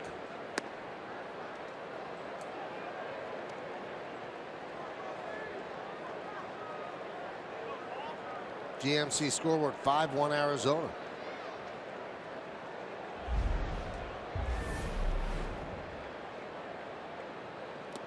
Sometimes when you don't see players very often, of course the Yankees haven't been here in what, 6 years,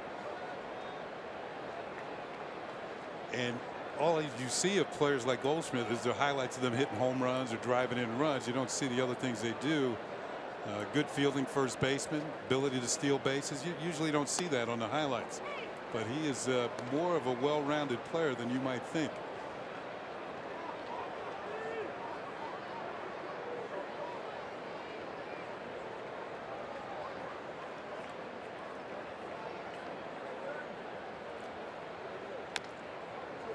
Still 2-2.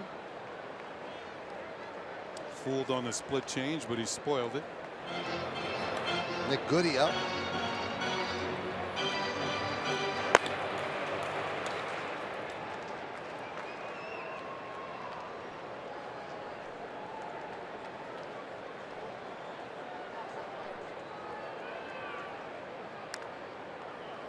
Boy, Goldschmidt does not get cheated. Big guy, big swing. You know what, Michael? He does it in a simple approach. If you watch him, there's not a whole lot of movement. He doesn't have a big leg kick like a lot of the sluggers. Swing is just so strong. He takes a big hack. Not a lot of wasted movement in his preparation.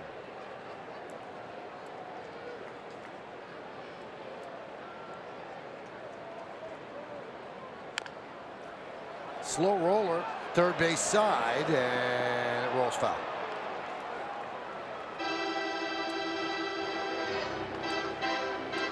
That's a hit if it stays fair.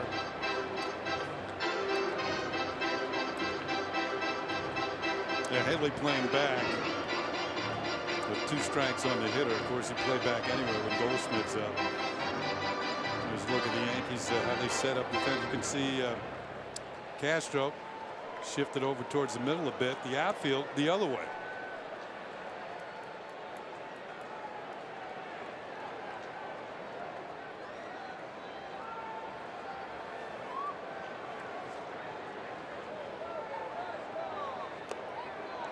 Three and 2 on Goldschmidt. It'll be 3, 4, and 5 in the Diamondbacks order against the Yankee left-hander. Yankees trying to hold it right here at 5-1.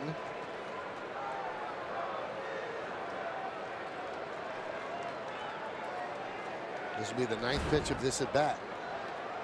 Coming up on deck, Jake Lamb.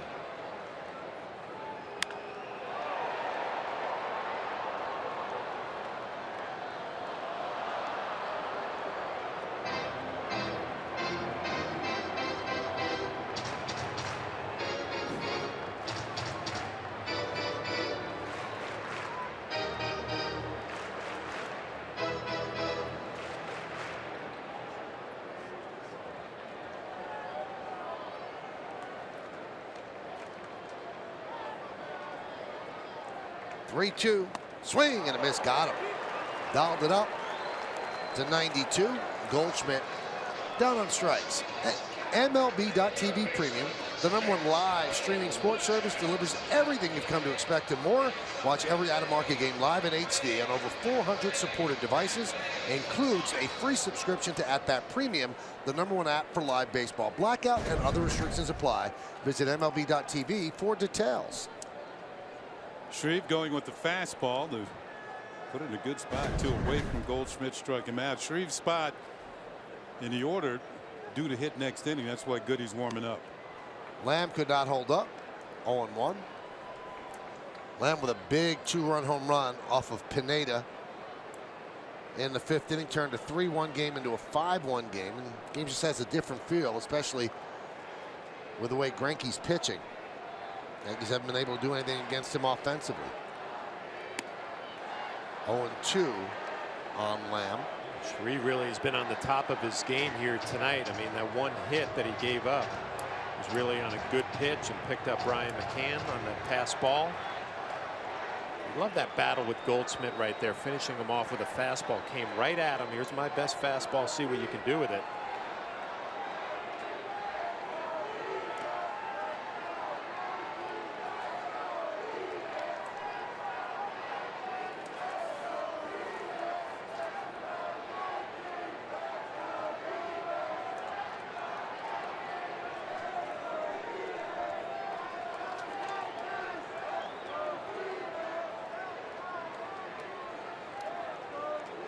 One, 2, missed inside, 2-2. In the 8th inning, the Yankees will have Gregorius, Hicks, and a pinch hitter for Shreve as they try to come back against Greinke, who's at 92 pitches through 7 innings of work. And if you look at Greinke's pitch count all year, it's usually somewhere right around 100. 3-2 on Lamb. Talked about Shreve being from the Las Vegas area. College of Southern Nevada. That's where you learn to split change.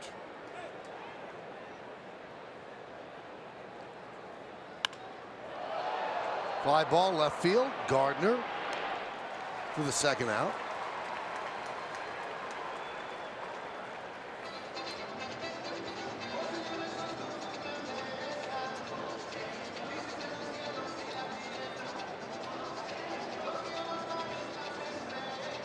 And that'll bring up Wellington Castillo. And now, let's see if something is wrong with Shreve as the athletic trainer Steve Donahue out to the mound with Larry Rothschild. A little while ago, I noticed he was shaking his arm a little bit, but he sounds like he's all right, or trying to tell him he was okay. There's the fastball. See if there's any reaction.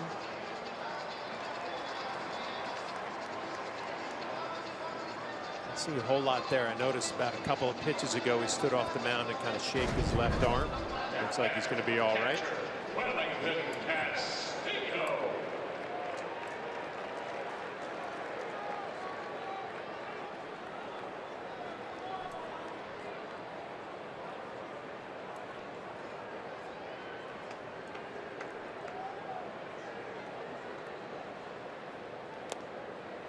Thing about Shreve too, in high school he was an all-state outfielder and pitcher, so he did some hitting in high school. I'm assuming there's some really good baseball in Nevada. I would think Bryce Harper, Chris Bryant. I mean, all state, that's legit. Yeah. I'm not saying it's not legit in other states, but You just did.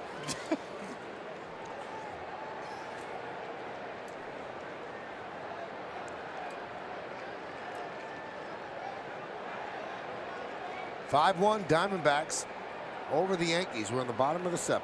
2 outs, nobody on. Wellington Castillo at the plate, outside. In fact, I think Shreve played on a team with Bryce Harper.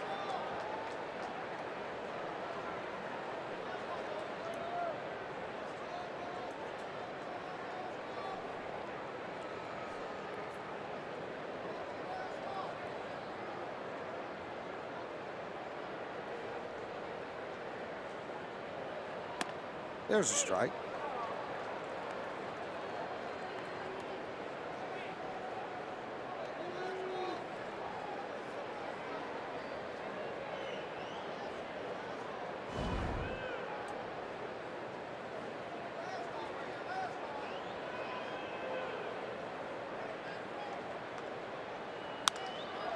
Oh, what a play by Teixeira. He took a hit away from Castillo to end the inning. Had him play beautifully and still had a go. Full body to the backhand side to haul it in. Diamondbacks go down 1-2-3. We go to the 8th.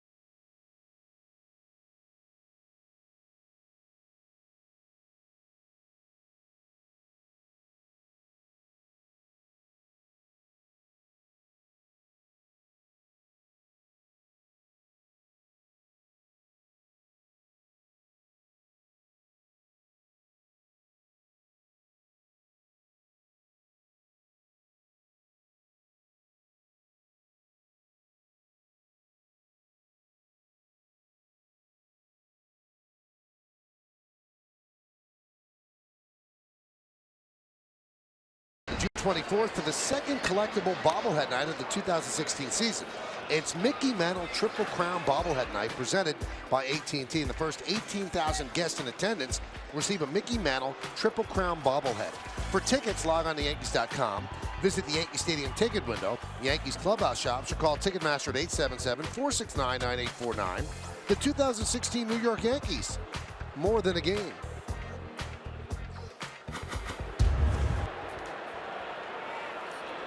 Didi Gregorius will lead off the 8th inning against Zach Greinke.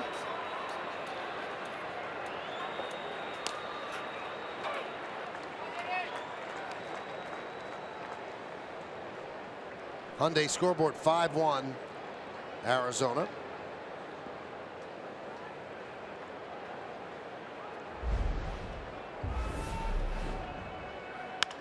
Line drive, a base hit to left field for Gregorius.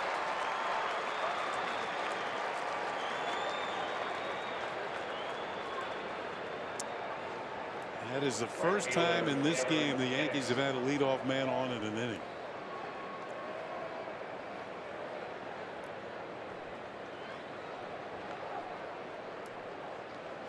Daniel Hudson warming for the Diamondbacks. They have 6 righties and 2 lefties in their bullpen.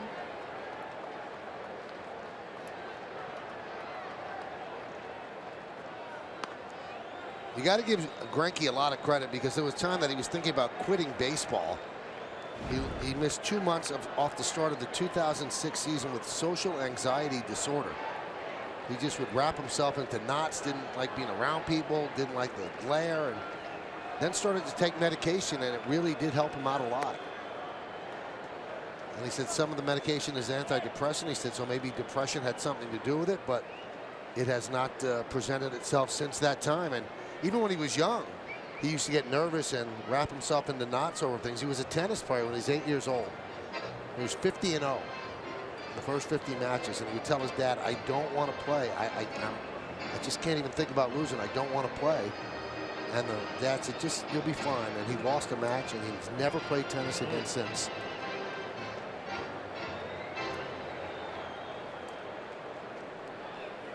But luckily for him, that he has been able to deal with the problem, and an example for many that might have those issues. And here he is, a star on the big league level.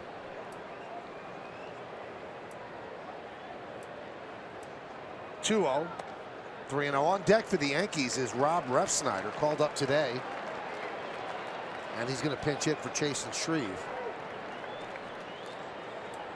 You get that pitch count up at 97. Greinke's last time out threw 104 pitches. He's been in total control all night, but the Yankees trying to do something late. There's a strike to Hicks, 3-1.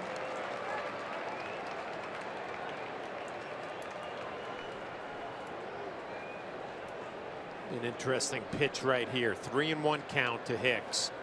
4-run lead. Changeup has been the best pitch all night. Does he challenge him with a fastball or go with the off speed? That one is ripped into right center field. It's a base hit. Gregorius will go to third. Throw comes into second. And the Yankees have runners on the corners and nobody out here in the 8th. So with that base hit, they pull Refsnyder back, and they bring Beltran out to the on-deck circle to pinch hit for Shreve.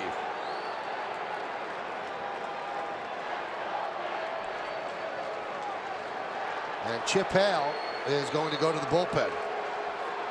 So Zach Greinke coasting, really getting through the Yankee order fairly easily, has now run into trouble in the 8th inning. The Yankees are threatening first and third, nobody out.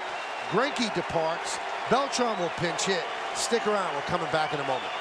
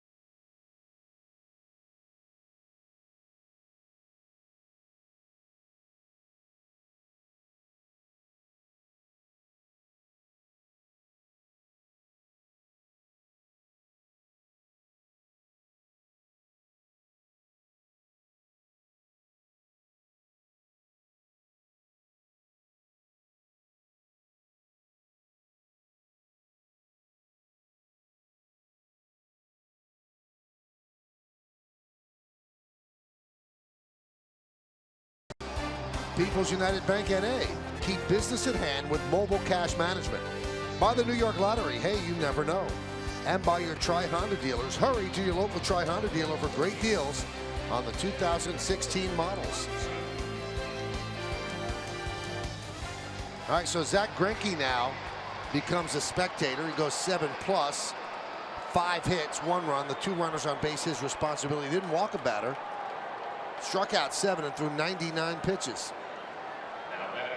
So Carlos Beltran will pinch hit for Chasen Shreve. And Daniel Hudson will pitch in his 18th game. 1.56 ERA, 7 hits and 17 in the third, 11 strikeouts, 5 walks. Opponents hitting 121 against him. Yankees down by 4, threatening here in the 8th.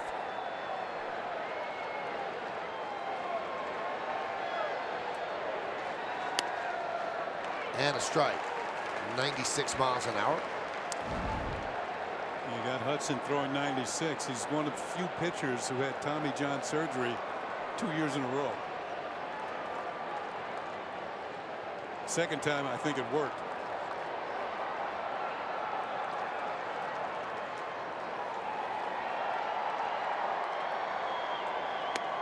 Checked his swing. Did he go? Yes, he did, in the count on 2. So Hudson quickly ahead of Beltran. Well, we saw the numbers from Hudson having a very good year and quickly jumping ahead in the count 0-2 on Beltran. But the way Greinke was cruising for the whole night, the Yankees probably looking forward to just a little different look here.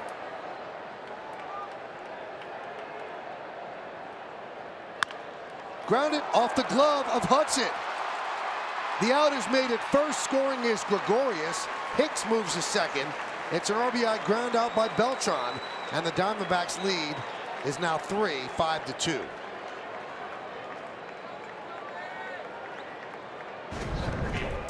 Well, Hudson had a chance maybe to get a double play here, but the ball glances off his glove. Yeah, they would have traded a run for a double play. As we look at it again, it looked like a little sinking fastball moving away. Beltran gets a decent wood on it. A little pinball in the infield, and there's one down. Now back to the top of the lineup, and Jacoby Ellsbury. Ellsbury 0 for 3 against Greinke.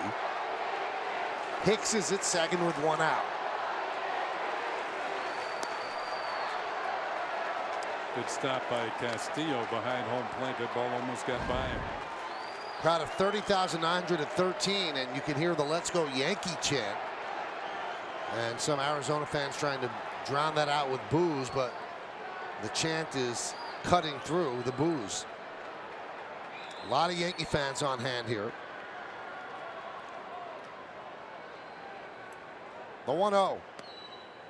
A strike. 1-1.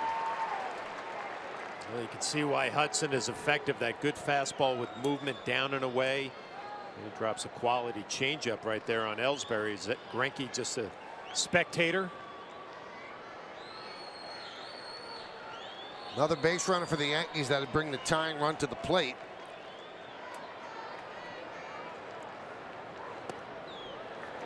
Two and one on Ellsbury with Gardner on deck.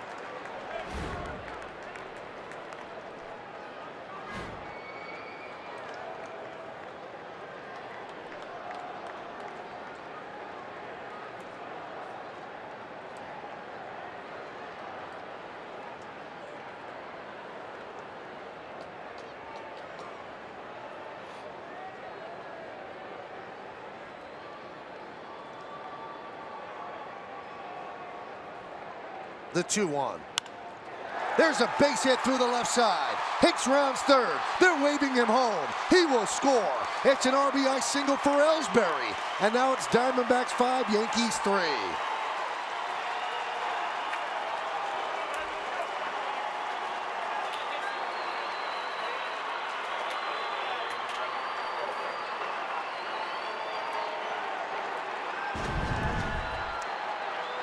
Looks like this ball's moving away, and Ellsbury goes with it. Good hitting.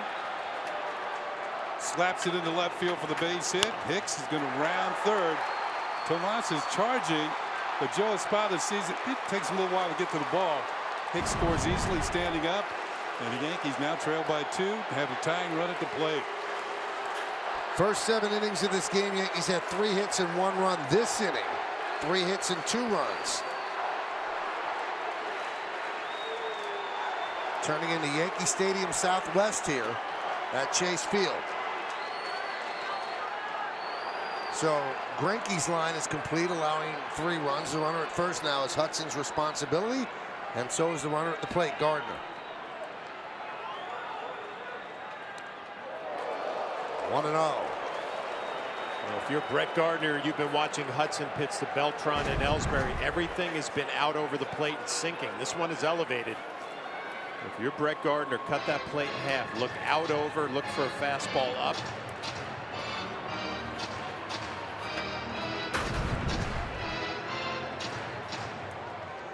And that's going to bring the pitching coach, Mike Butcher, out to the mound.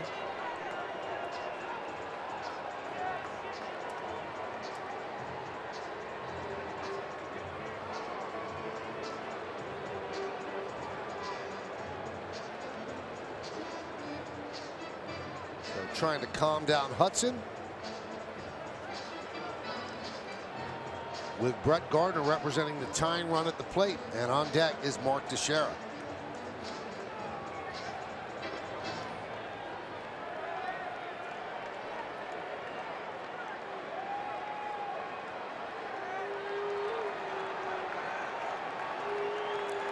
Ellsbury leads off first, held there by Goldschmidt.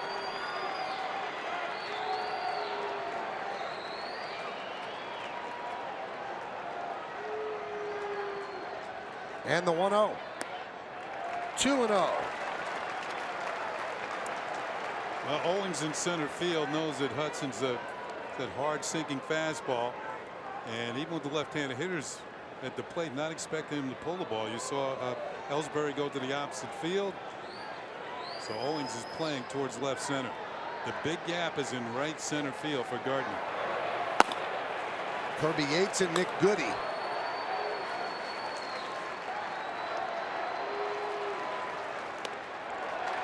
Now the Yankees tie the score. You'll see another pitcher up there. It'll be either Betances or Miller, and then Chapman will start getting loose.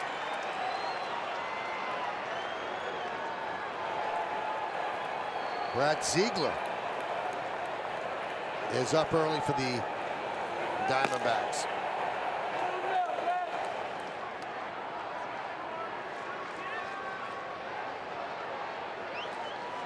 .3-0.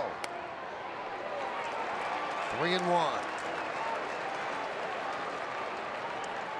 Well, we all know Brett Gardner has the power. He's got 4 home runs on the year, and this is a pitch where you might want to put your best swing on a pitch and try and tie the ball game.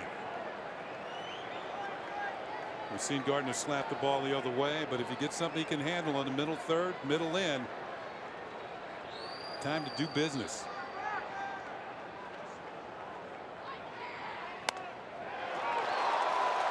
There's a strike, 3-2. Gardner thought it was high.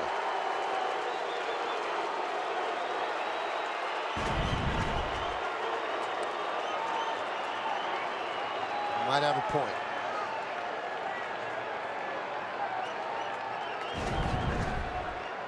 Do they send Ellsbury on 3-2?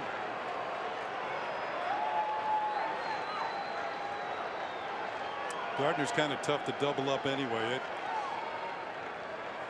We'll see. They do not. Strike 3, and Gardner cannot believe it.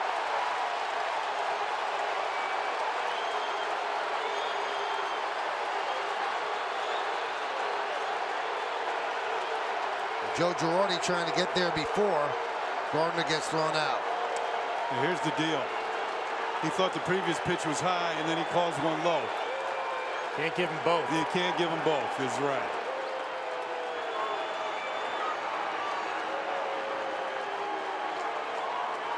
.3-1 was a borderline high strike. 3-2 borderline low. 3-1. You make the call. You think it's a high strike. We're going to look from the side. 3-2. Looked like it might have clipped the knees.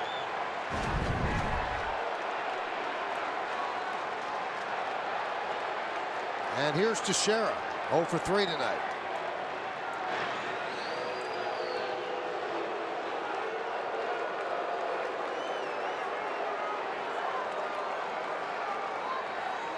Teixeira had 3 hits last night from the right side of the plate. He's got to get it going a little bit from the left side. An opportunity here with a runner on first.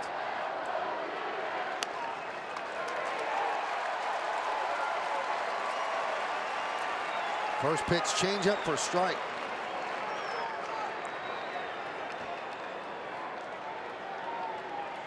Two runs in for the Yankees. We're on the top of the 8th. It's 5-3 Diamondbacks. And quickly Teixeira down in the count 0-2.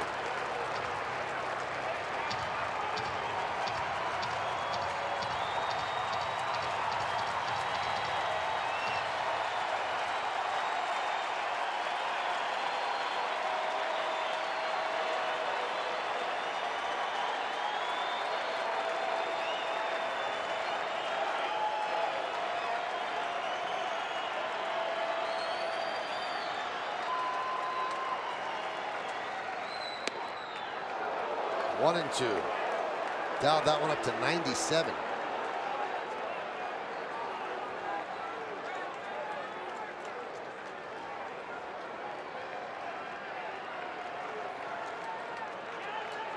Yankees have 6 hits on the night. Diamondbacks 10. Ellsbury leads off first with 2 outs. 1-2 count on Teixeira. And the pitch. Sliced the other way, foul.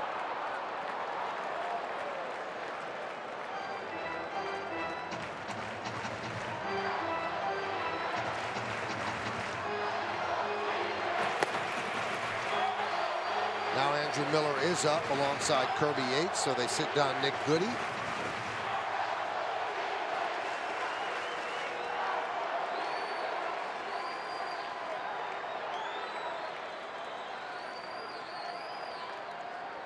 A 1-2.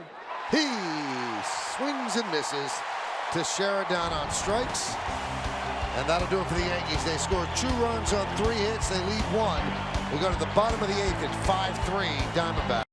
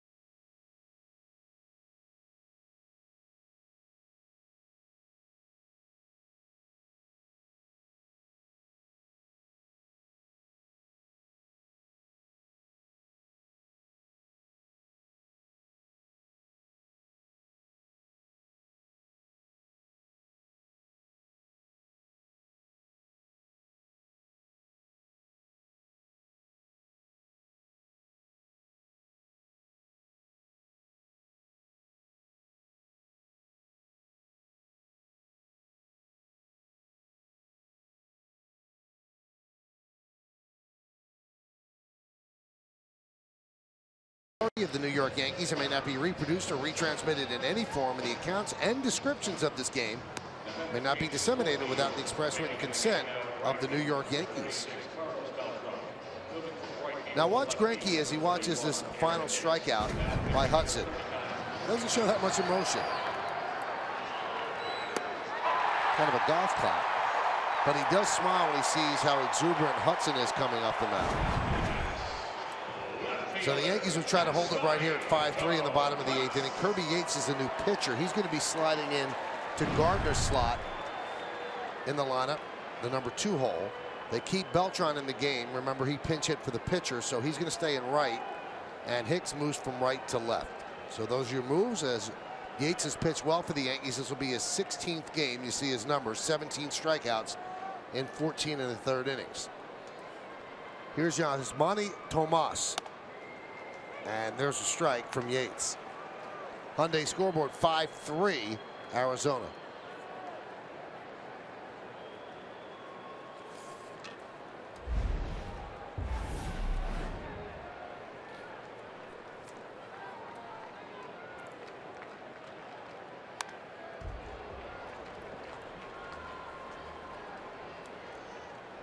So the Yankees will see the closer for the Diamondbacks, Brad Ziegler, sidewinder.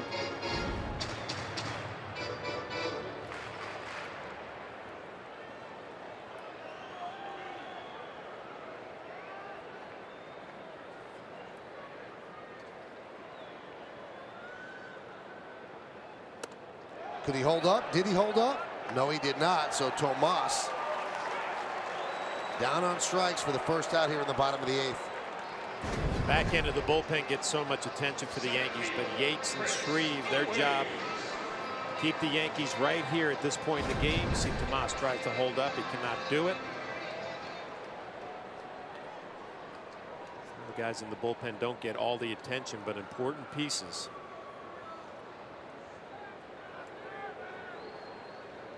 Here's Chris Owings.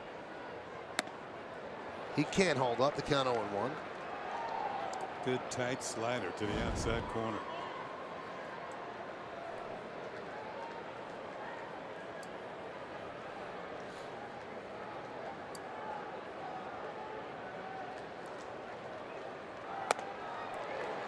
Threw the fastball by him, 0-2.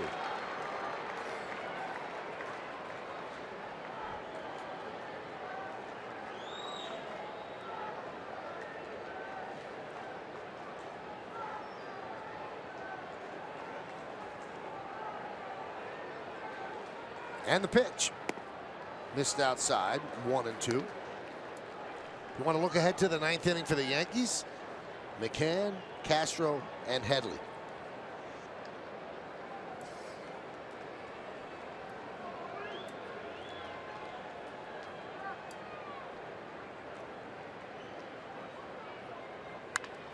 Grounded up the middle. Gregorius does the 360 and fires. 2 away.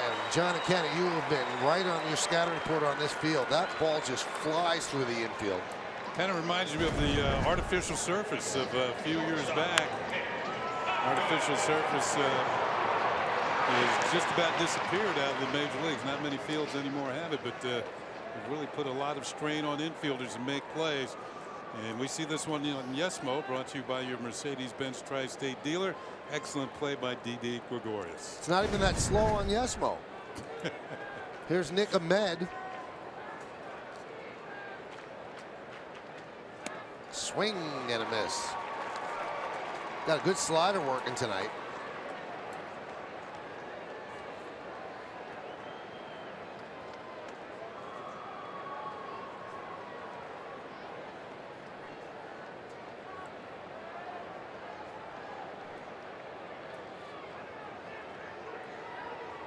And the 0-1.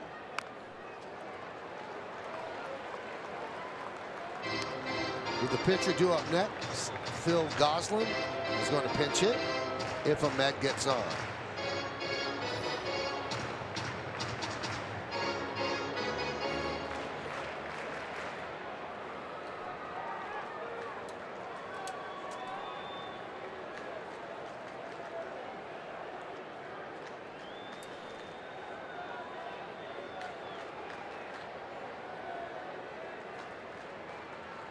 Swing and a miss, an impressive inning for Kirby Yates, retiring the Diamondbacks in order. We go to the 9th. Do the Yankees have a rally in their bones? McCann, Castro, and Headley. Can they do the job? We'll see.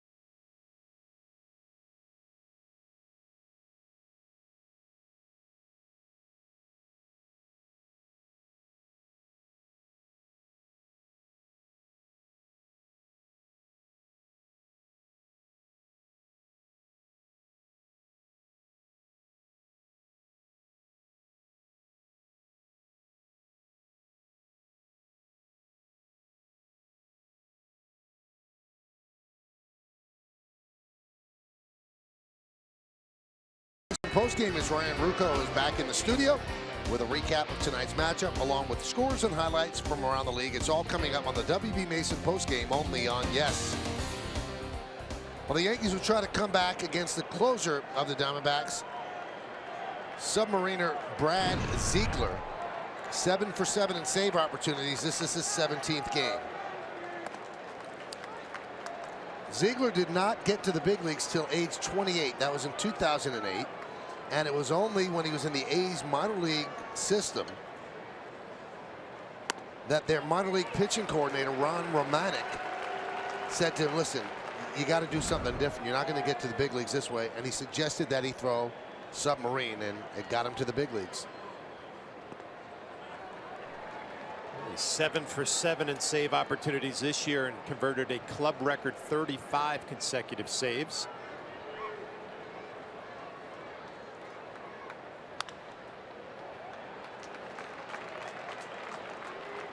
Two and two on McCann. Bryan in 3 at-bats against Zach Greinke was 0 for 3. 2 ground balls and a fly ball to center. Ground balls were to second and first. And the shift is on again for McCann.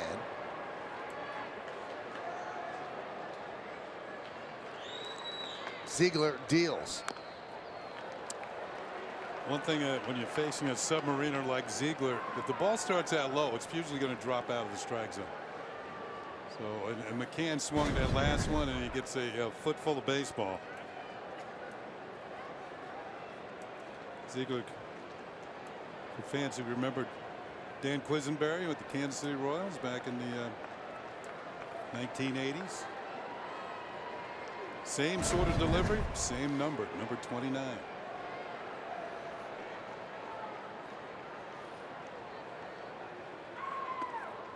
Count 3 and 2 on McCann. Yankees looking for a base runner, which would bring the tying run to the plate.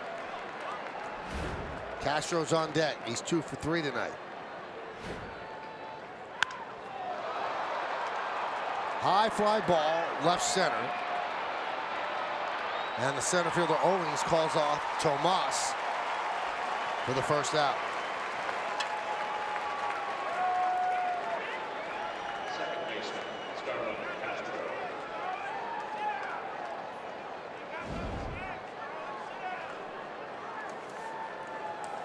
Final game of this 3-game set tomorrow night. Nathan Eovaldi against Shelby Miller. Yankees are hoping that's the rubber game. Here's Castro, a home run and a single. And a strike.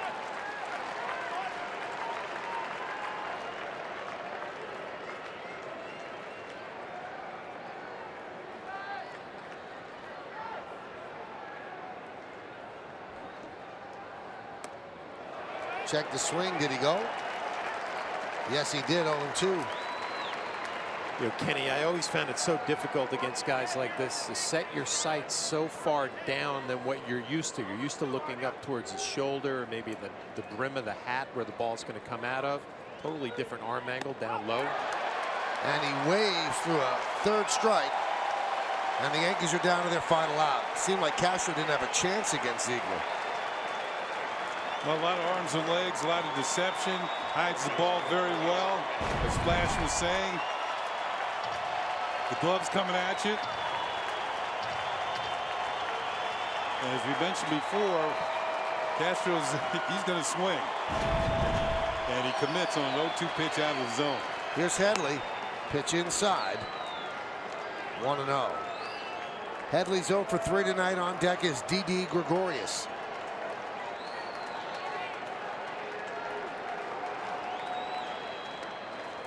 (2-0) on Headley.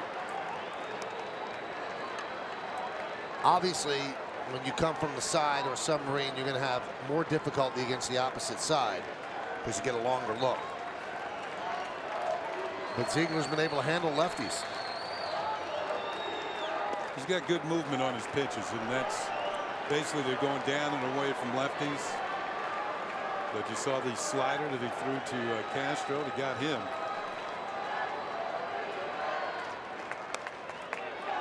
And he walked him on 4 pitches. So that will give the Yankees a shot. as Didi comes up as a tying run.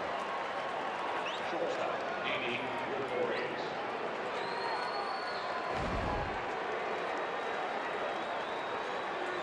Didi started the Yankees' 2-run rally in the 8th inning, dunking a single into left field.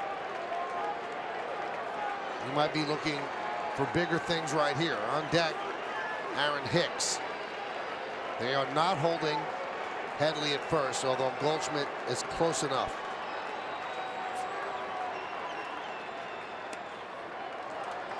Five in a row out of the zone to a lefty batter, 1-0.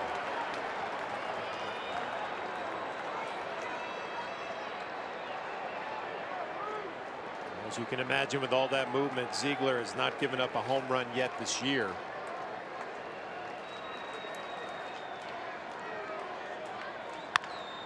Grounded to second, Segura.